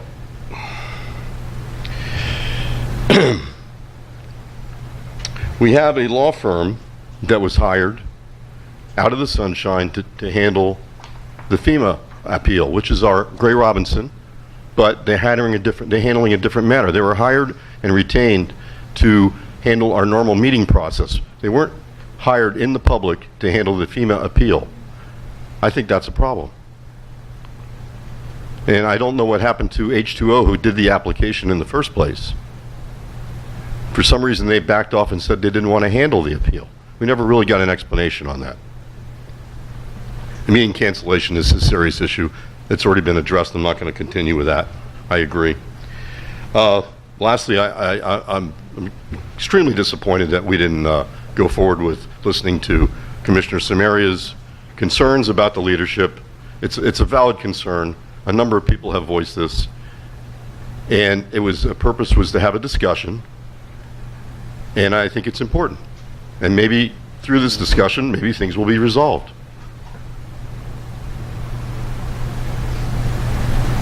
That's it. I could also make a comment about the Sergeant of Arms.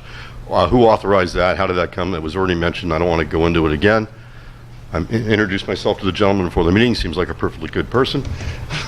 But why is he sitting up here? We don't have an authorization for a Sergeant of Arms in our code. We need to follow the code and the rules. Thank you. Madam Clerk? Michael Redmond.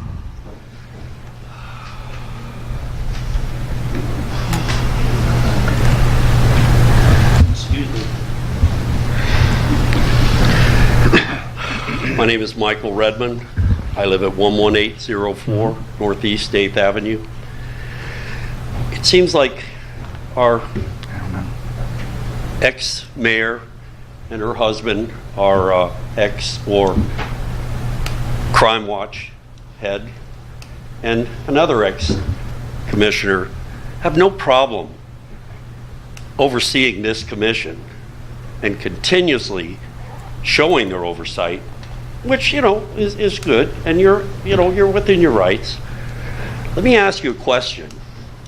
Where were you when Mr. not Sumerian, Chip, I'm addressing the audience. Excuse me. Accept all you want. Okay.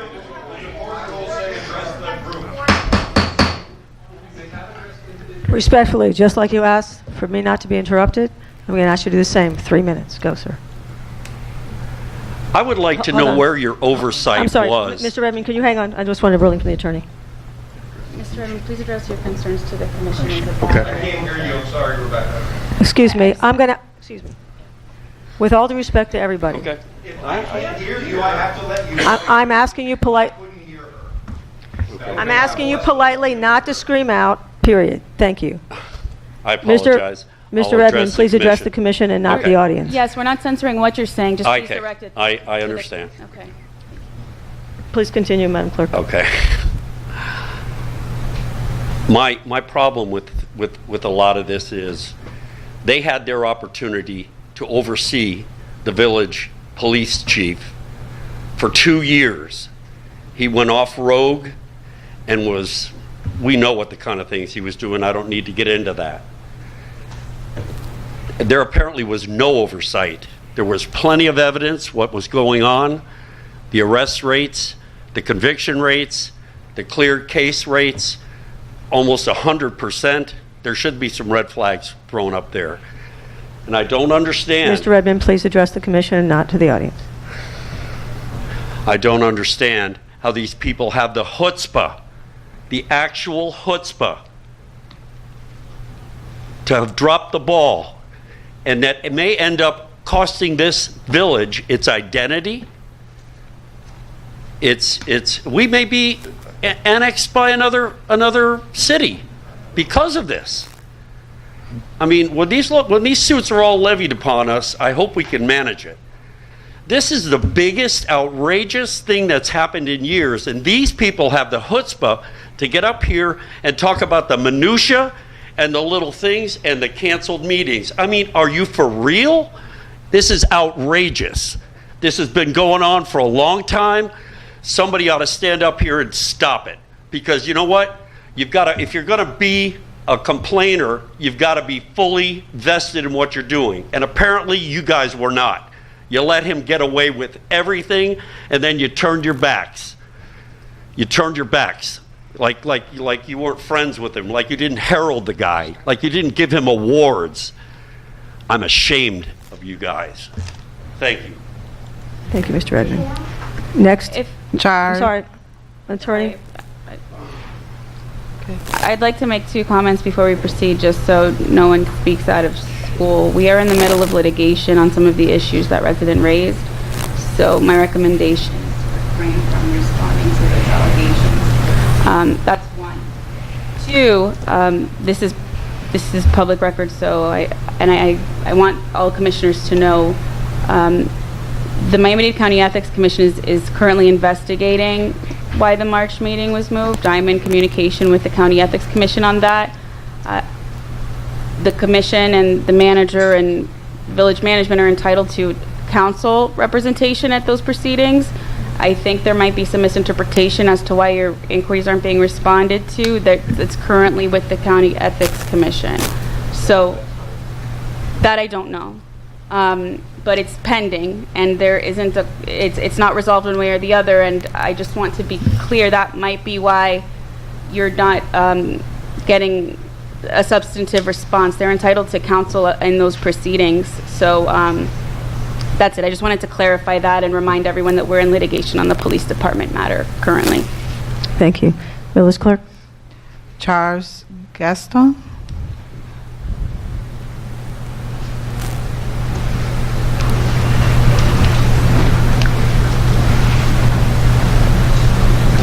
Charlie Easton, 960 Northeast 116th Street.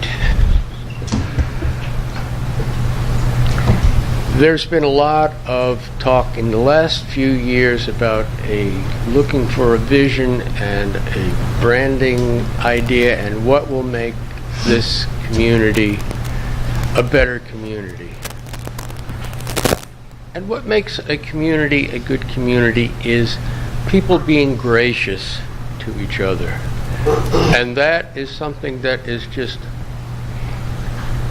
totally lacking on very many sides here, and it's getting worse. And some people think it's great sport to target particular people, to target minutia issues and make them big deals. But what makes a community a good place to live in is graciousness. And the lack of it, which is manifest all over the place here, is what makes it a nasty place to live. And right now, we're heading in the nasty direction. And anybody hears this, next time you have something nasty to say, think about that. Am I helping make this a pleasant place to live, or am I contributing to the nastiness of it? And that's about all I have to say. But everybody can think about that, because it's pretty general and it's getting worse. Thank you very much. Madam Clerk? Marie Emmanuel Tiered? No. Jean Bergeron? She left. She left. Jean left. That's all. That's all. Okay. Are there anybody else who would like to make a public comment who hasn't made one? Okay, public comments are closed. Just want to check the time real quick, see where we are. Okay, thank you. Okay, are there any information updates? Manager Manners? So, one of the things that we noticed recently was that on the July 4th holiday, that we have a commission meeting 2 days prior. We anticipate that both staff and possibly commissioners may be out of town, so I wanted to bring it to the commissioners' attention and see if you would like to entertain the idea of moving the meeting from July 2nd to the following week, July 9th. Open up to the commission. Availability and... I'm available on the date if it suits the rest of the commission. I'm available but uncertain if I can get childcare, so I'll have to get back to you. Available either day. I'm sorry? Available either day, but the 2nd would be better, I think. The 9th would be better. The 2nd would be better, or the 9th? The 9th would be better. Okay. 9th. Yeah, I'm available on the 9th. Okay, so just so I heard everybody clearly, the 9th is okay with everyone? Except you need... Pending childcare. Pending childcare. So, okay. Vice Mayor Samara, did you hear? Yeah. I make a motion to move.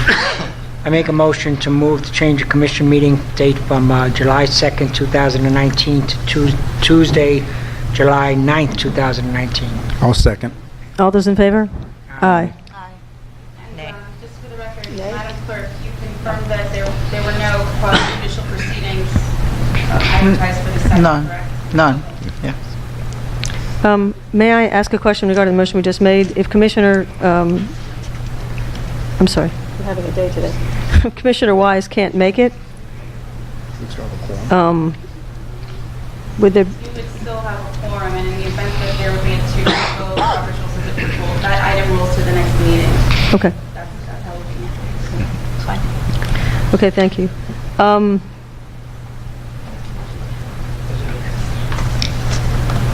just looking at something real quick. Okay, we have a consent agenda next. Was there an error that was pointed out by one of the residents? Can we correct that error for the February date?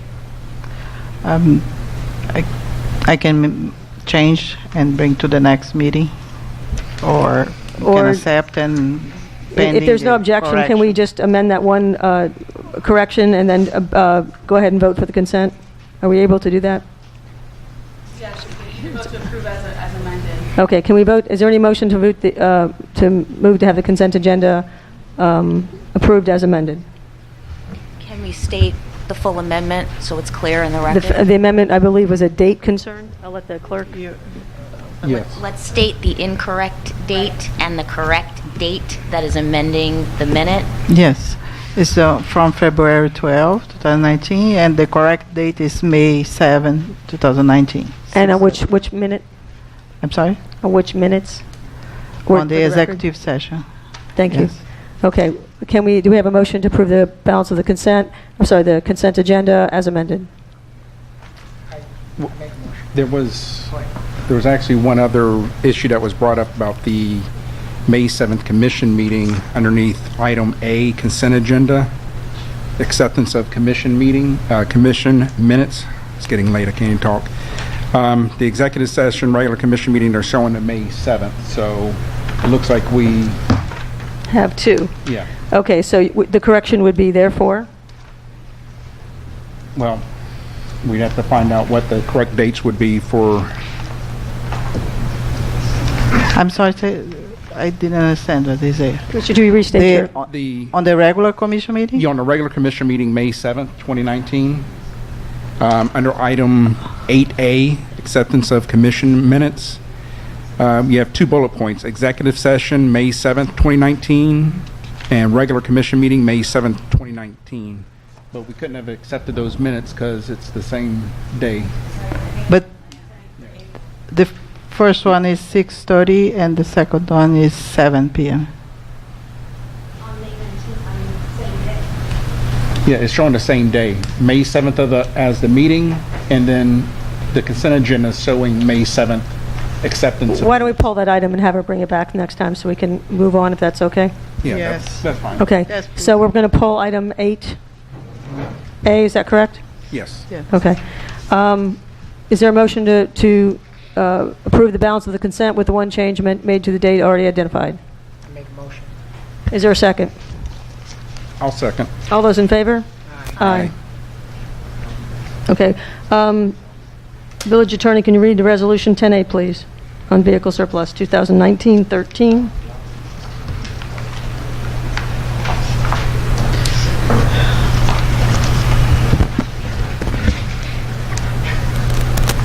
Resolution number 2019-13, a resolution of the Village Commission of the Village of Biscayne Park, Florida, declaring village vehicle as surplus property and granting the village manager authority to sell said surplus through Bidera auctions, providing for an effective date. Manager Manners. Yes, this is for the Toyota Corolla that we've had as an admin car. It's a 2007 vehicle.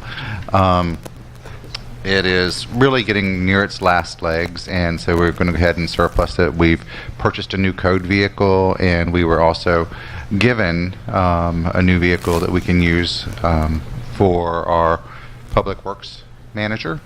And so with that, I think we're okay, and we can go ahead and surplus this vehicle. Any question from Commission?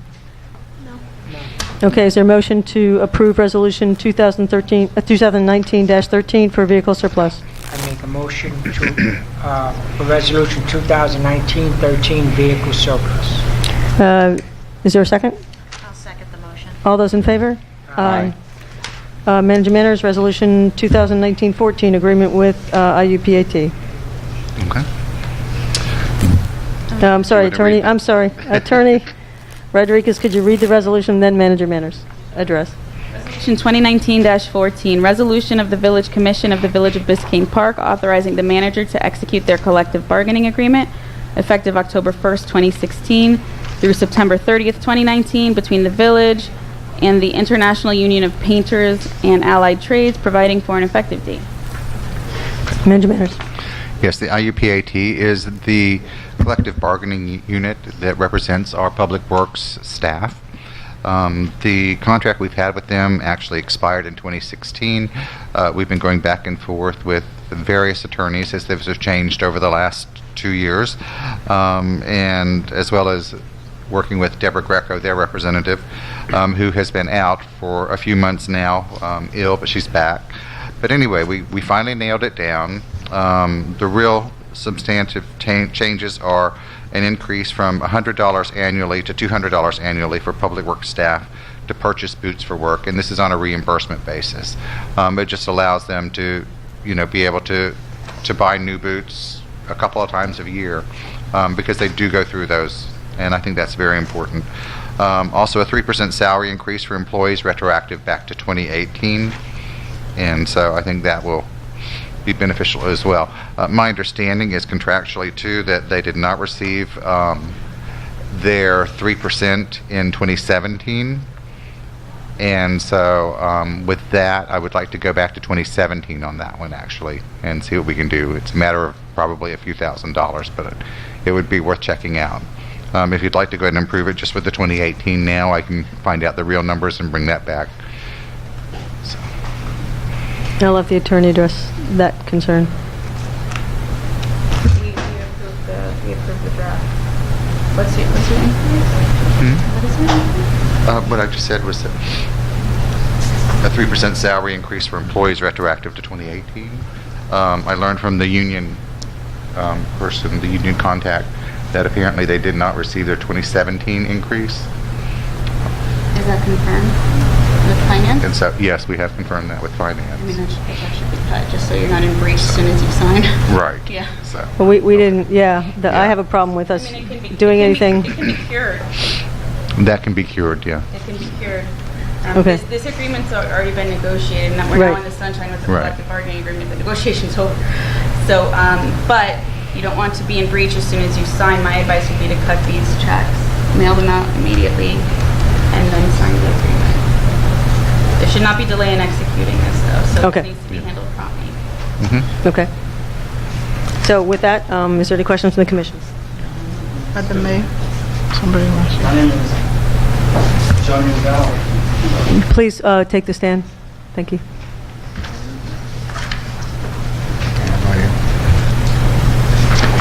Good evening, everyone. And my name is Johnny Rugama with the Painters Union on Allied Trade. I've been assisting Debbie Greco since she's been sick, passing through medical issues, and we ratificate on May 23rd on the contract.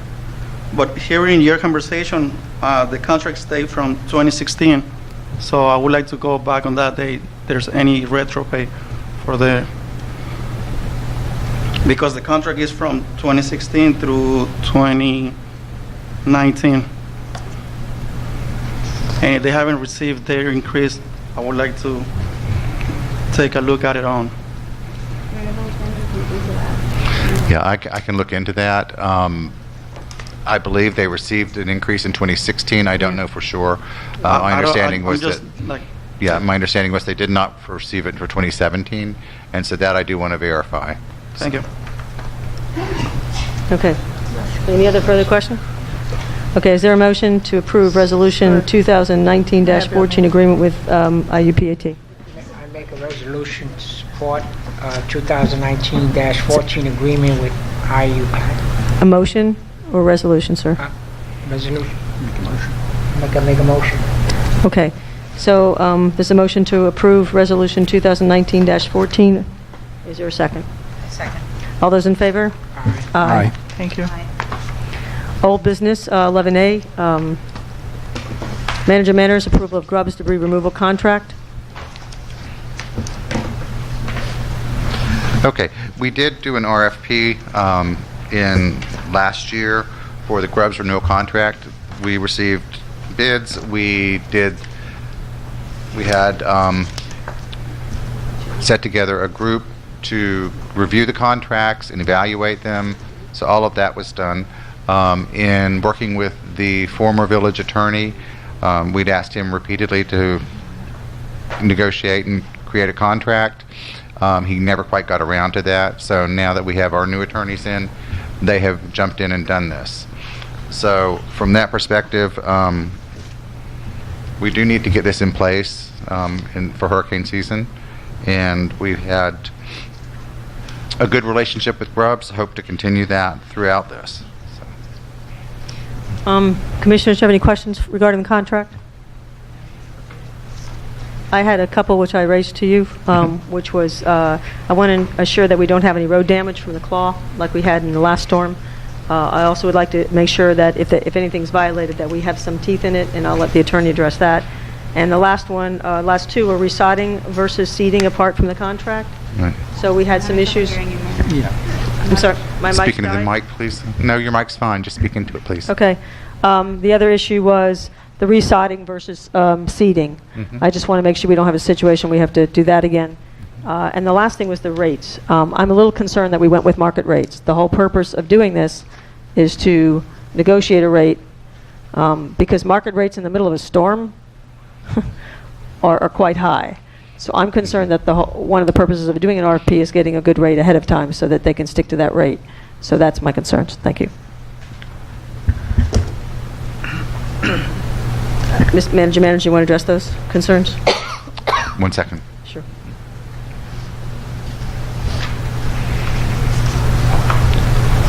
One of the problems that many municipalities ran into during Irma was that they had contracts with specific rates for their contractors. The county came in and paid more, so they lost their contractors to the county. The county, they didn't fulfill their contracts, and that was why we went with this style of contract for this in this instance. We're happy to get a firm rate from them that we can do, and that's no problem. I can talk with them about that.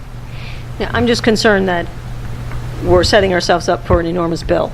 Now, I understand you brought this up earlier today. I just have not had a chance to get to it between then and now. So I know, I understand, but I just want to make it my comments public because it's transparent in Sunshine. The other issue is the other small issues. If you could also look at that. Those are all things that we can do, and if you'd like, we can, with the commission's approval, we can get that information, share it with you guys, and draft and adopt. So. Yeah, I would have no problem drafting and adopting as long as those items were included. And that the rate is a reasonable rate. Anybody else?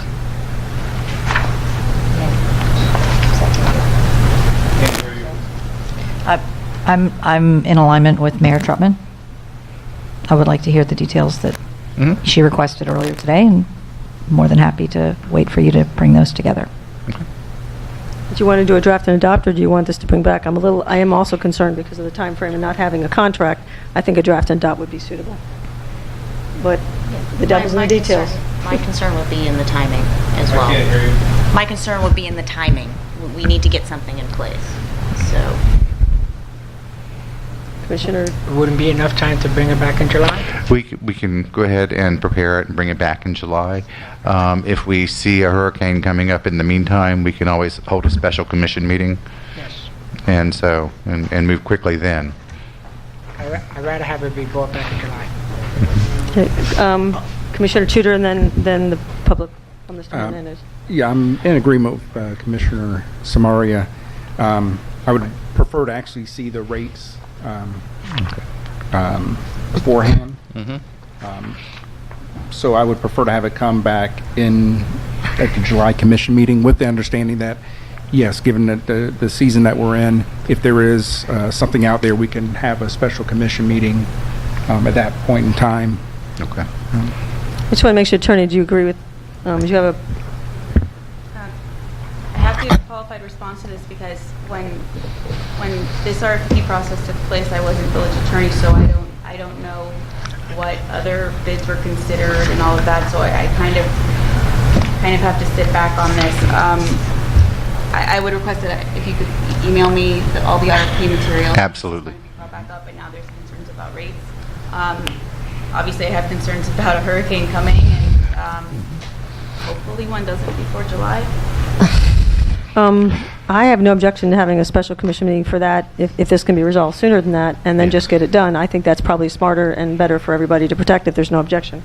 Well, and to that end, actually, if you would like to schedule a special commission meeting for a couple of weeks from now, we also have the debris contract. That RFP, we got a response to that, and we only had one response to it, but nonetheless, it's a good one, and so we can have a contract hopefully prepared and do those both in a special meeting if need be. So. Let's do that, because is there an agreement? Yeah. Yes? Okay. And then we'll come up with a date that all of us can be here, and the contract's free. Okay. Okay, moving on to Commissioner Sears, 11B, all yours. Okay. Attorney, I know that you're saying that there is an investigation by the Ethics Committee. Will this still be a problem if I was to go through my concerns tonight? And I wouldn't expect a response, but I want it on the record, my concerns. I mean, there's nothing prohibiting you from proceeding. Just know that it's probably going to be a very silent, all the other commissioners are likely to be very silent because it is an open ethics investigation, and they all have the right to individual counsel in that proceeding, and I don't think any of their attorneys are here. So, but you can proceed. I don't know if you want, with that in mind, I don't know if you want to consider tabling it until the Ethics Commission finishes their investigation, because that might either move the item or give further support to the item. I don't know, but that's your choice, but you don't have to pull it if you want to. Since I'm the one that filed an ethics complaint, okay, I'll table it until the complaint's over with. Okay. Okay. But just for the record, I filed an ethics complaint on this. I'm sorry. I said I'm also the one that filed it. Just to let the record know that I filed an ethics complaint in reference to this cancellation of the meeting. Okay, and you're withdrawing the item at this time, correct, sir? Just until the Ethics Committee investigation is over, yes. Okay. Commissioner Smear, you also have 11C? Okay, 11C, since we have a lot of stuff going here, 11C is very important. I liked if the commission's okay. I could have did it in deletions, and I forgot to do it. I like to move it over to July meeting. Okay, that would be helpful. William Tudor's two agenda items that are very important, that also, just for the record, has to do with two items that I had in reference to the charter that should fall into that category. Remember the two items that I had? Mm-hmm. They should fit into that. The category, okay, I'd perfect. like to move that to July. If there's no objection with commission? None? No. Moved. Okay, we're on 12B, establishment of commission meetings and procedures by Commissioner Tudor, and then he also has 12C, charter amendment. Before we move to do those items, I just want to ask the commission, we are at 10:42 now, and I know these are very lengthy items. I don't know how you'd like to handle it, because I don't want to rush these items. They're incredibly important, and I really appreciate you bringing them forth. Yeah, I mean, both of these items are have the potential of taking some time, because it's going to require some commission input, maybe a little conversation going back and forth with the attorney, and possibly giving guidance. So, we can make a continuance of the meeting. That is a possibility to way to handle this, where we don't start all over again. But basically, it's a continuance. There would have to be an agreement from the fellow commissioners that they'd be willing to do that, and maybe we can take those two items as the continuance and maybe move the solid waste discussion up, because that's something that can't wait. If you're not opposed, and I'll ask my fellow commissioners, do you want to do a continuance? I'm comfortable with a continuance. I'm fine with that. I'm fine with a continuance based on, the weight of Commissioner Tudor's items. Okay. Yeah, I mean, these two items, this is the heavy lifting that the commission should be doing. Yep. So what I don't want to do is, by trying to cut it too short, I don't want to. I think it's a disservice to the commissioners up here and also to the residents who are out here, because these two are extremely important items that we're going to have to address, especially the charter, discussion about charter amendments, since we have an election coming up in 2020. Just because there's something timely in the solid waste collection discussion, I do think that I'm going to let the manager decide whether he wants to keep that on the continuance, and we'll continue the meeting other than starting now and then come back and do it, or how? The only thing I'd like to at least get some basic guidance on the solid waste discussion. We know that Waste Pro's contract is up in October. I've had several commissioners ask for details on rough cost on what it would take to bring sanitation back in-house. I've worked with Public Works Manager David Hernandez. He put together those numbers for me. It really comes out to about $1.4 million to start up and bring it back in-house. I think that's cost prohibitive, and I think that's cost prohibitive over the long run to do that. So my recommendation would be that we look at either keeping Waste Pro or finding other companies and doing an RFP, either, one or the other. So I don't think that bringing it back in-house is an option. Do you want your department chair to? And yes, David's there, and if he could... Again, David Hernandez, Public Works Manager. I started in December, and it was brought to my attention by a few commissioners. The manager even asked me to look into it. And I asked my staff in reference to, Waste Pro. And I got a lot of input also from the residents. And I realized that there were some flaws. I think that what I've done after that is I've had subsequent meetings with them. I had better communication. I think that there was some lack of communication in the past. But I think that now Waste Pro is turning the corner. I don't get the complaints that I used to get at the beginning. I'm open for emails. I tell everybody when they call me, emails. I think that my assistant Caesar has been great help in the sense of we've been following up on where they're at, and today they've established a system that they tell us with their GPS when they start. During the time, they send me an email at 10 o'clock, at 1 o'clock, at 4 o'clock. If they miss something, we address it immediately. Caesar's always on ball with that. I have received much less emails in reference to complaints.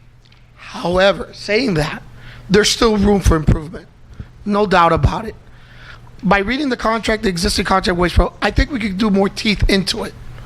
My opinion is, the commission, some people, the manager has requested me to, what would it cost to flip the switch? Go from having Waste Pro or any other company and go back to how it used to be, how the residents and the village doing their service.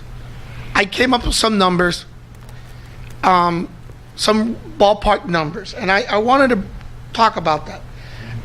If we were to purchase 3 new vehicles, you're looking at probably $450,000. Understand that you have to add features to it. You got to put the hydraulics, the lift equipment, all the stuff that goes with it. How to to crush the waste to go from one point. So the not just the machinery, which is a garbage truck, the equipment that you have to attach to it. Also, fuel cost. You're going to increase a lot of the fuel cost, which ballparking about 20. Remember that this is diesel fuel, and these trucks don't. If we were to get these trucks, they don't make 40 miles an hour. A mile. Employees. We would have to hire employees. You're looking at 9 employees, roughly $110,000. Your average employee, if we paid them $15, $16 an hour, it's going to start to amount. There's administrative costs. There's a supervisor that I would have to get 2 supervisors. One truck, you need at least 3 trucks. Why? 2 trucks operating, 1 truck breaks down, you got to come back. What I haven't done, and with all due respect, I have not done a cost analysis if we would have leased the trucks. But again, another thing that I want to mention, the tipping fees. Those are expensive. The county, they get you. I estimated if we were to turn from left to right, you're looking at 1.3, 1.4 million up front. Training the employees. They have to know the routes. Remember that this just changed in 2014. We're in 2019, and spacing to put the trucks, there's a lot. I just wanted to bring certain items up. However, I think the existing contract that we have, it's not a bad contract. I think that we just need better supervision, more teeth, a lot more teeth, and kind of like when they fail and they make a mistake, hit them in their pocket. Hit them in their pocket hard. Where, hey, you haven't done according to the contract. Oh, I'm sorry, it's not going to happen again. We'll get to, the resident's house. Or, it's kind of late in the day. No. boom. You hit them with fines. You try to get them to be more friendlier, you know. But I think that we can work with it. Now, if the commission decides to go a different route, that's fine. I just think that we move forward. It's hard to, I don't want to go backwards, but I don't think this village wants to spend 1.4 million. I mean, I don't see it. It will be an impact to turn it, to go back to how it was. That's just my opinion, my recommendation. Commissioners, any questions for the Public Works Manager?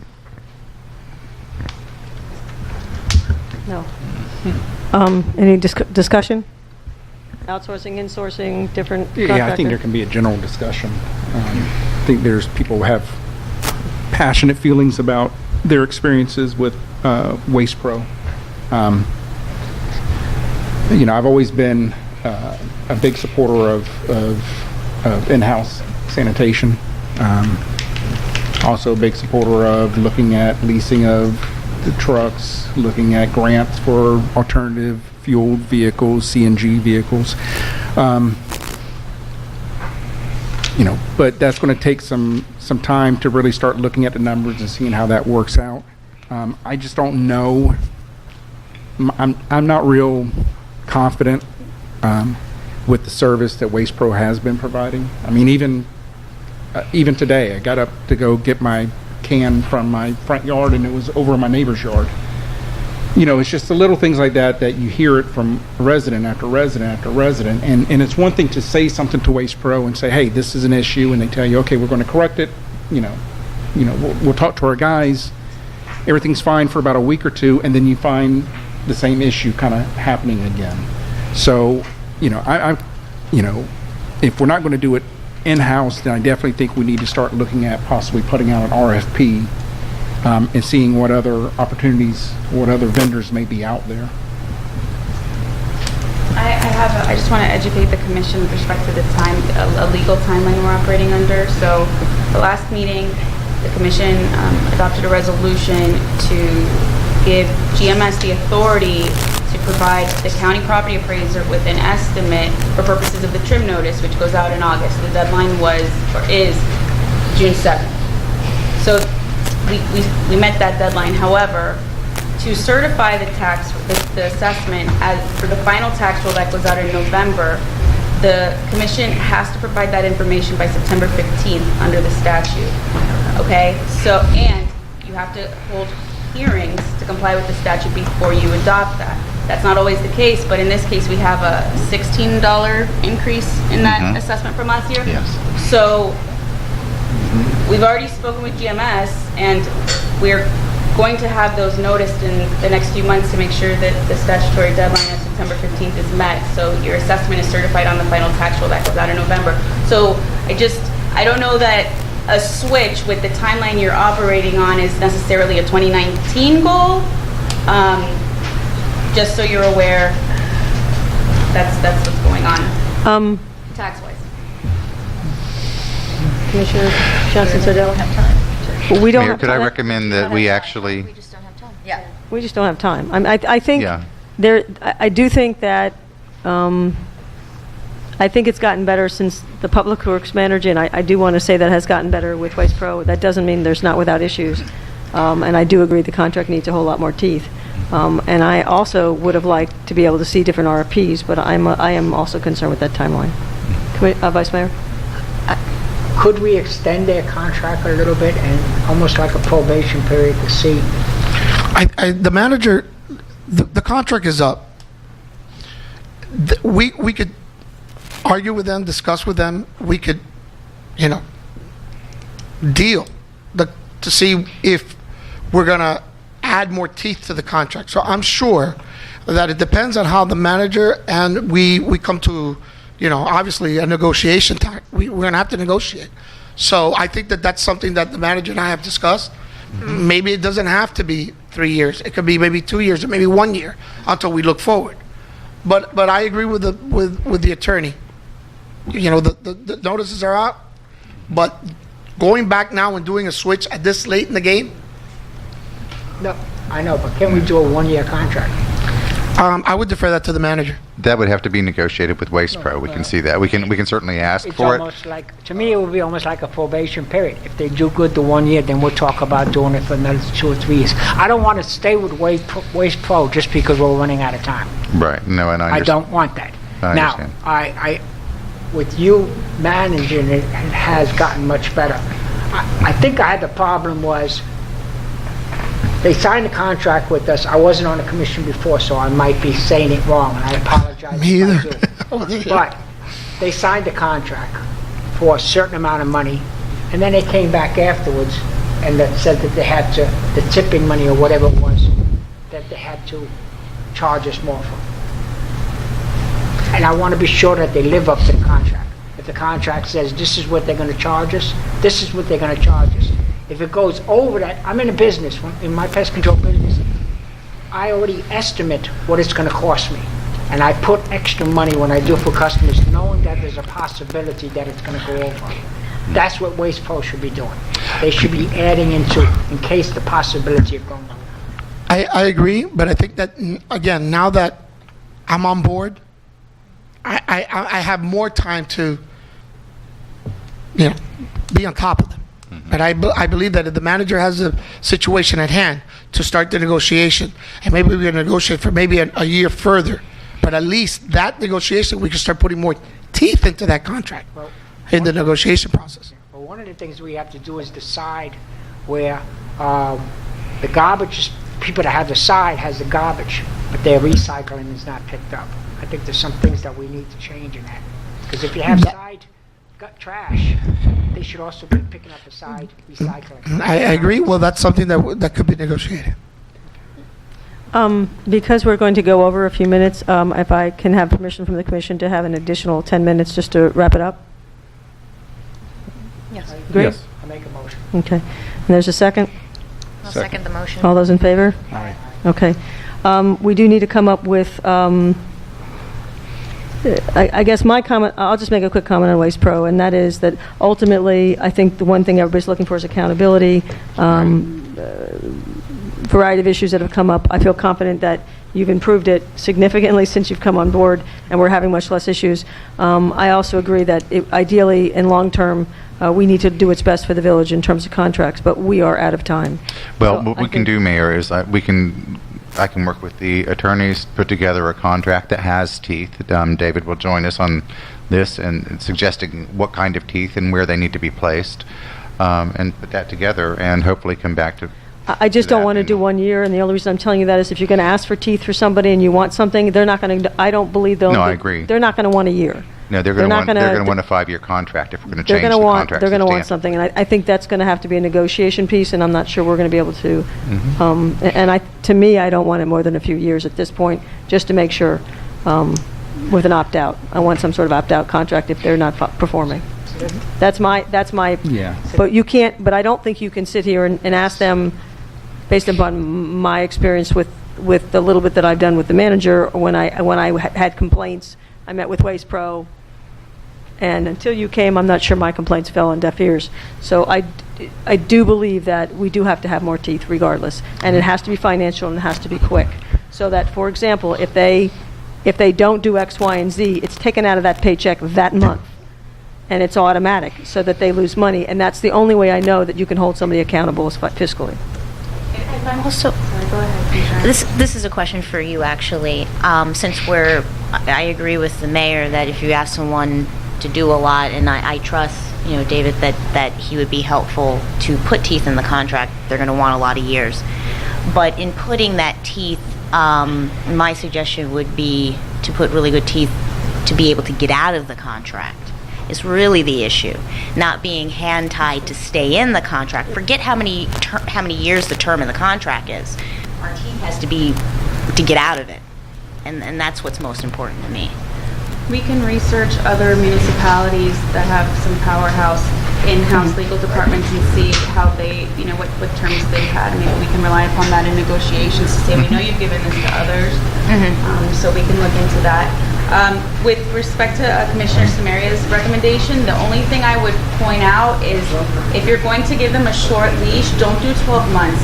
make it a more creative amount of time, just because October in South Florida is not the time you want to be hostage to a waste management company renewing a contract. It's a very precarious time of the year, and you're talking about being hostage now? What if you just got wiped out by a hurricane? I understand that. I just don't want to give them a 3-year contract. I don't want to give them a 4-year contract. When you give somebody a 3-year, 4 contract, they're very slack. You can be as tough as you want to be. They're going to say, we're in a contract, you can't do anything. I mean, it has to have a real hard teeth in it. I totally agree with you. That's the conversation I've had with the manager, that we just need good teeth. Not just hard teeth, good teeth. So we can bite on them and say, hey, no, they did this. No, we're going to fine them for this. We're not going to pay them. So we could have that. We don't have it now.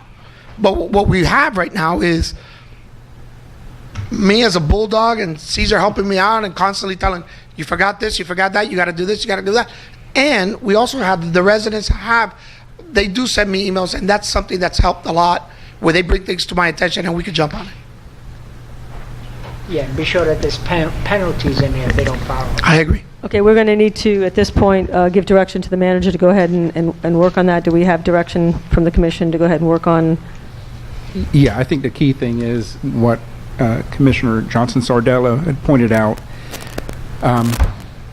We have to make sure we have our best interests at heart, and so we need to make sure we have language in there, basically a good escape clause, that if they don't meet certain requirements or guidelines or certain issues, we can back out of a contract, because I don't want to get locked into a 5-year contract and continue to have these same type of services. Right.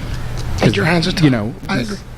We want to get away from that. I agree. And that way, we have that language in there. Yeah, that gives us that opportunity. We can research other avenues while we're under contract, and so we're better prepared, when that expiration date comes up.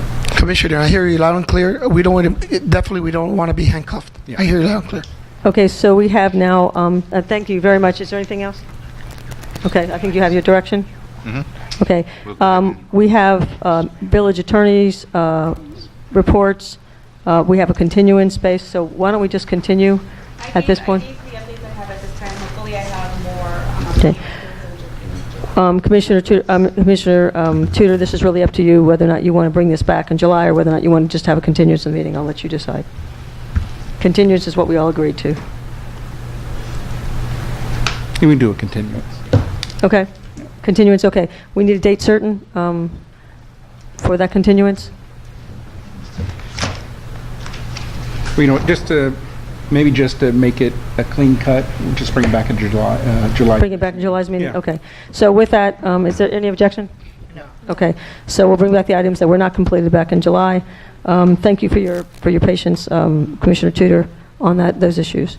And as well as Commissioner Wise, and did I meet Vice Mayor? I don't know if you moved some things as well, so thank you. Go ahead and we'll do a village attorney. You have no report. Village manager? No report. Board and committee members? Commissioner comments?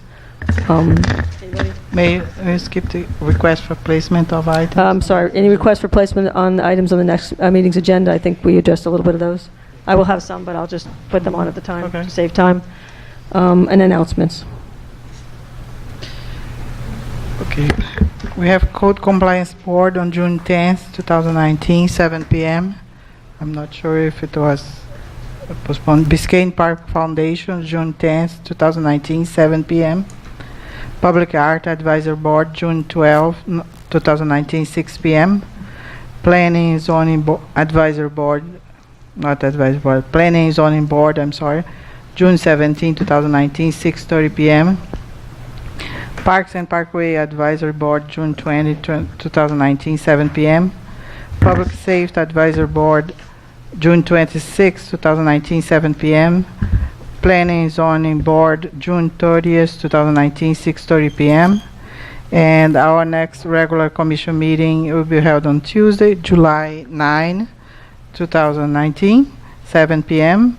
And the village department will be closed on Thursday, July 4th, 2019 for Independence Day. Okay, is there a... Make a motion to adjourn. Thank you. Second? I'll second. All those in favor? Aye. Meeting adjourned.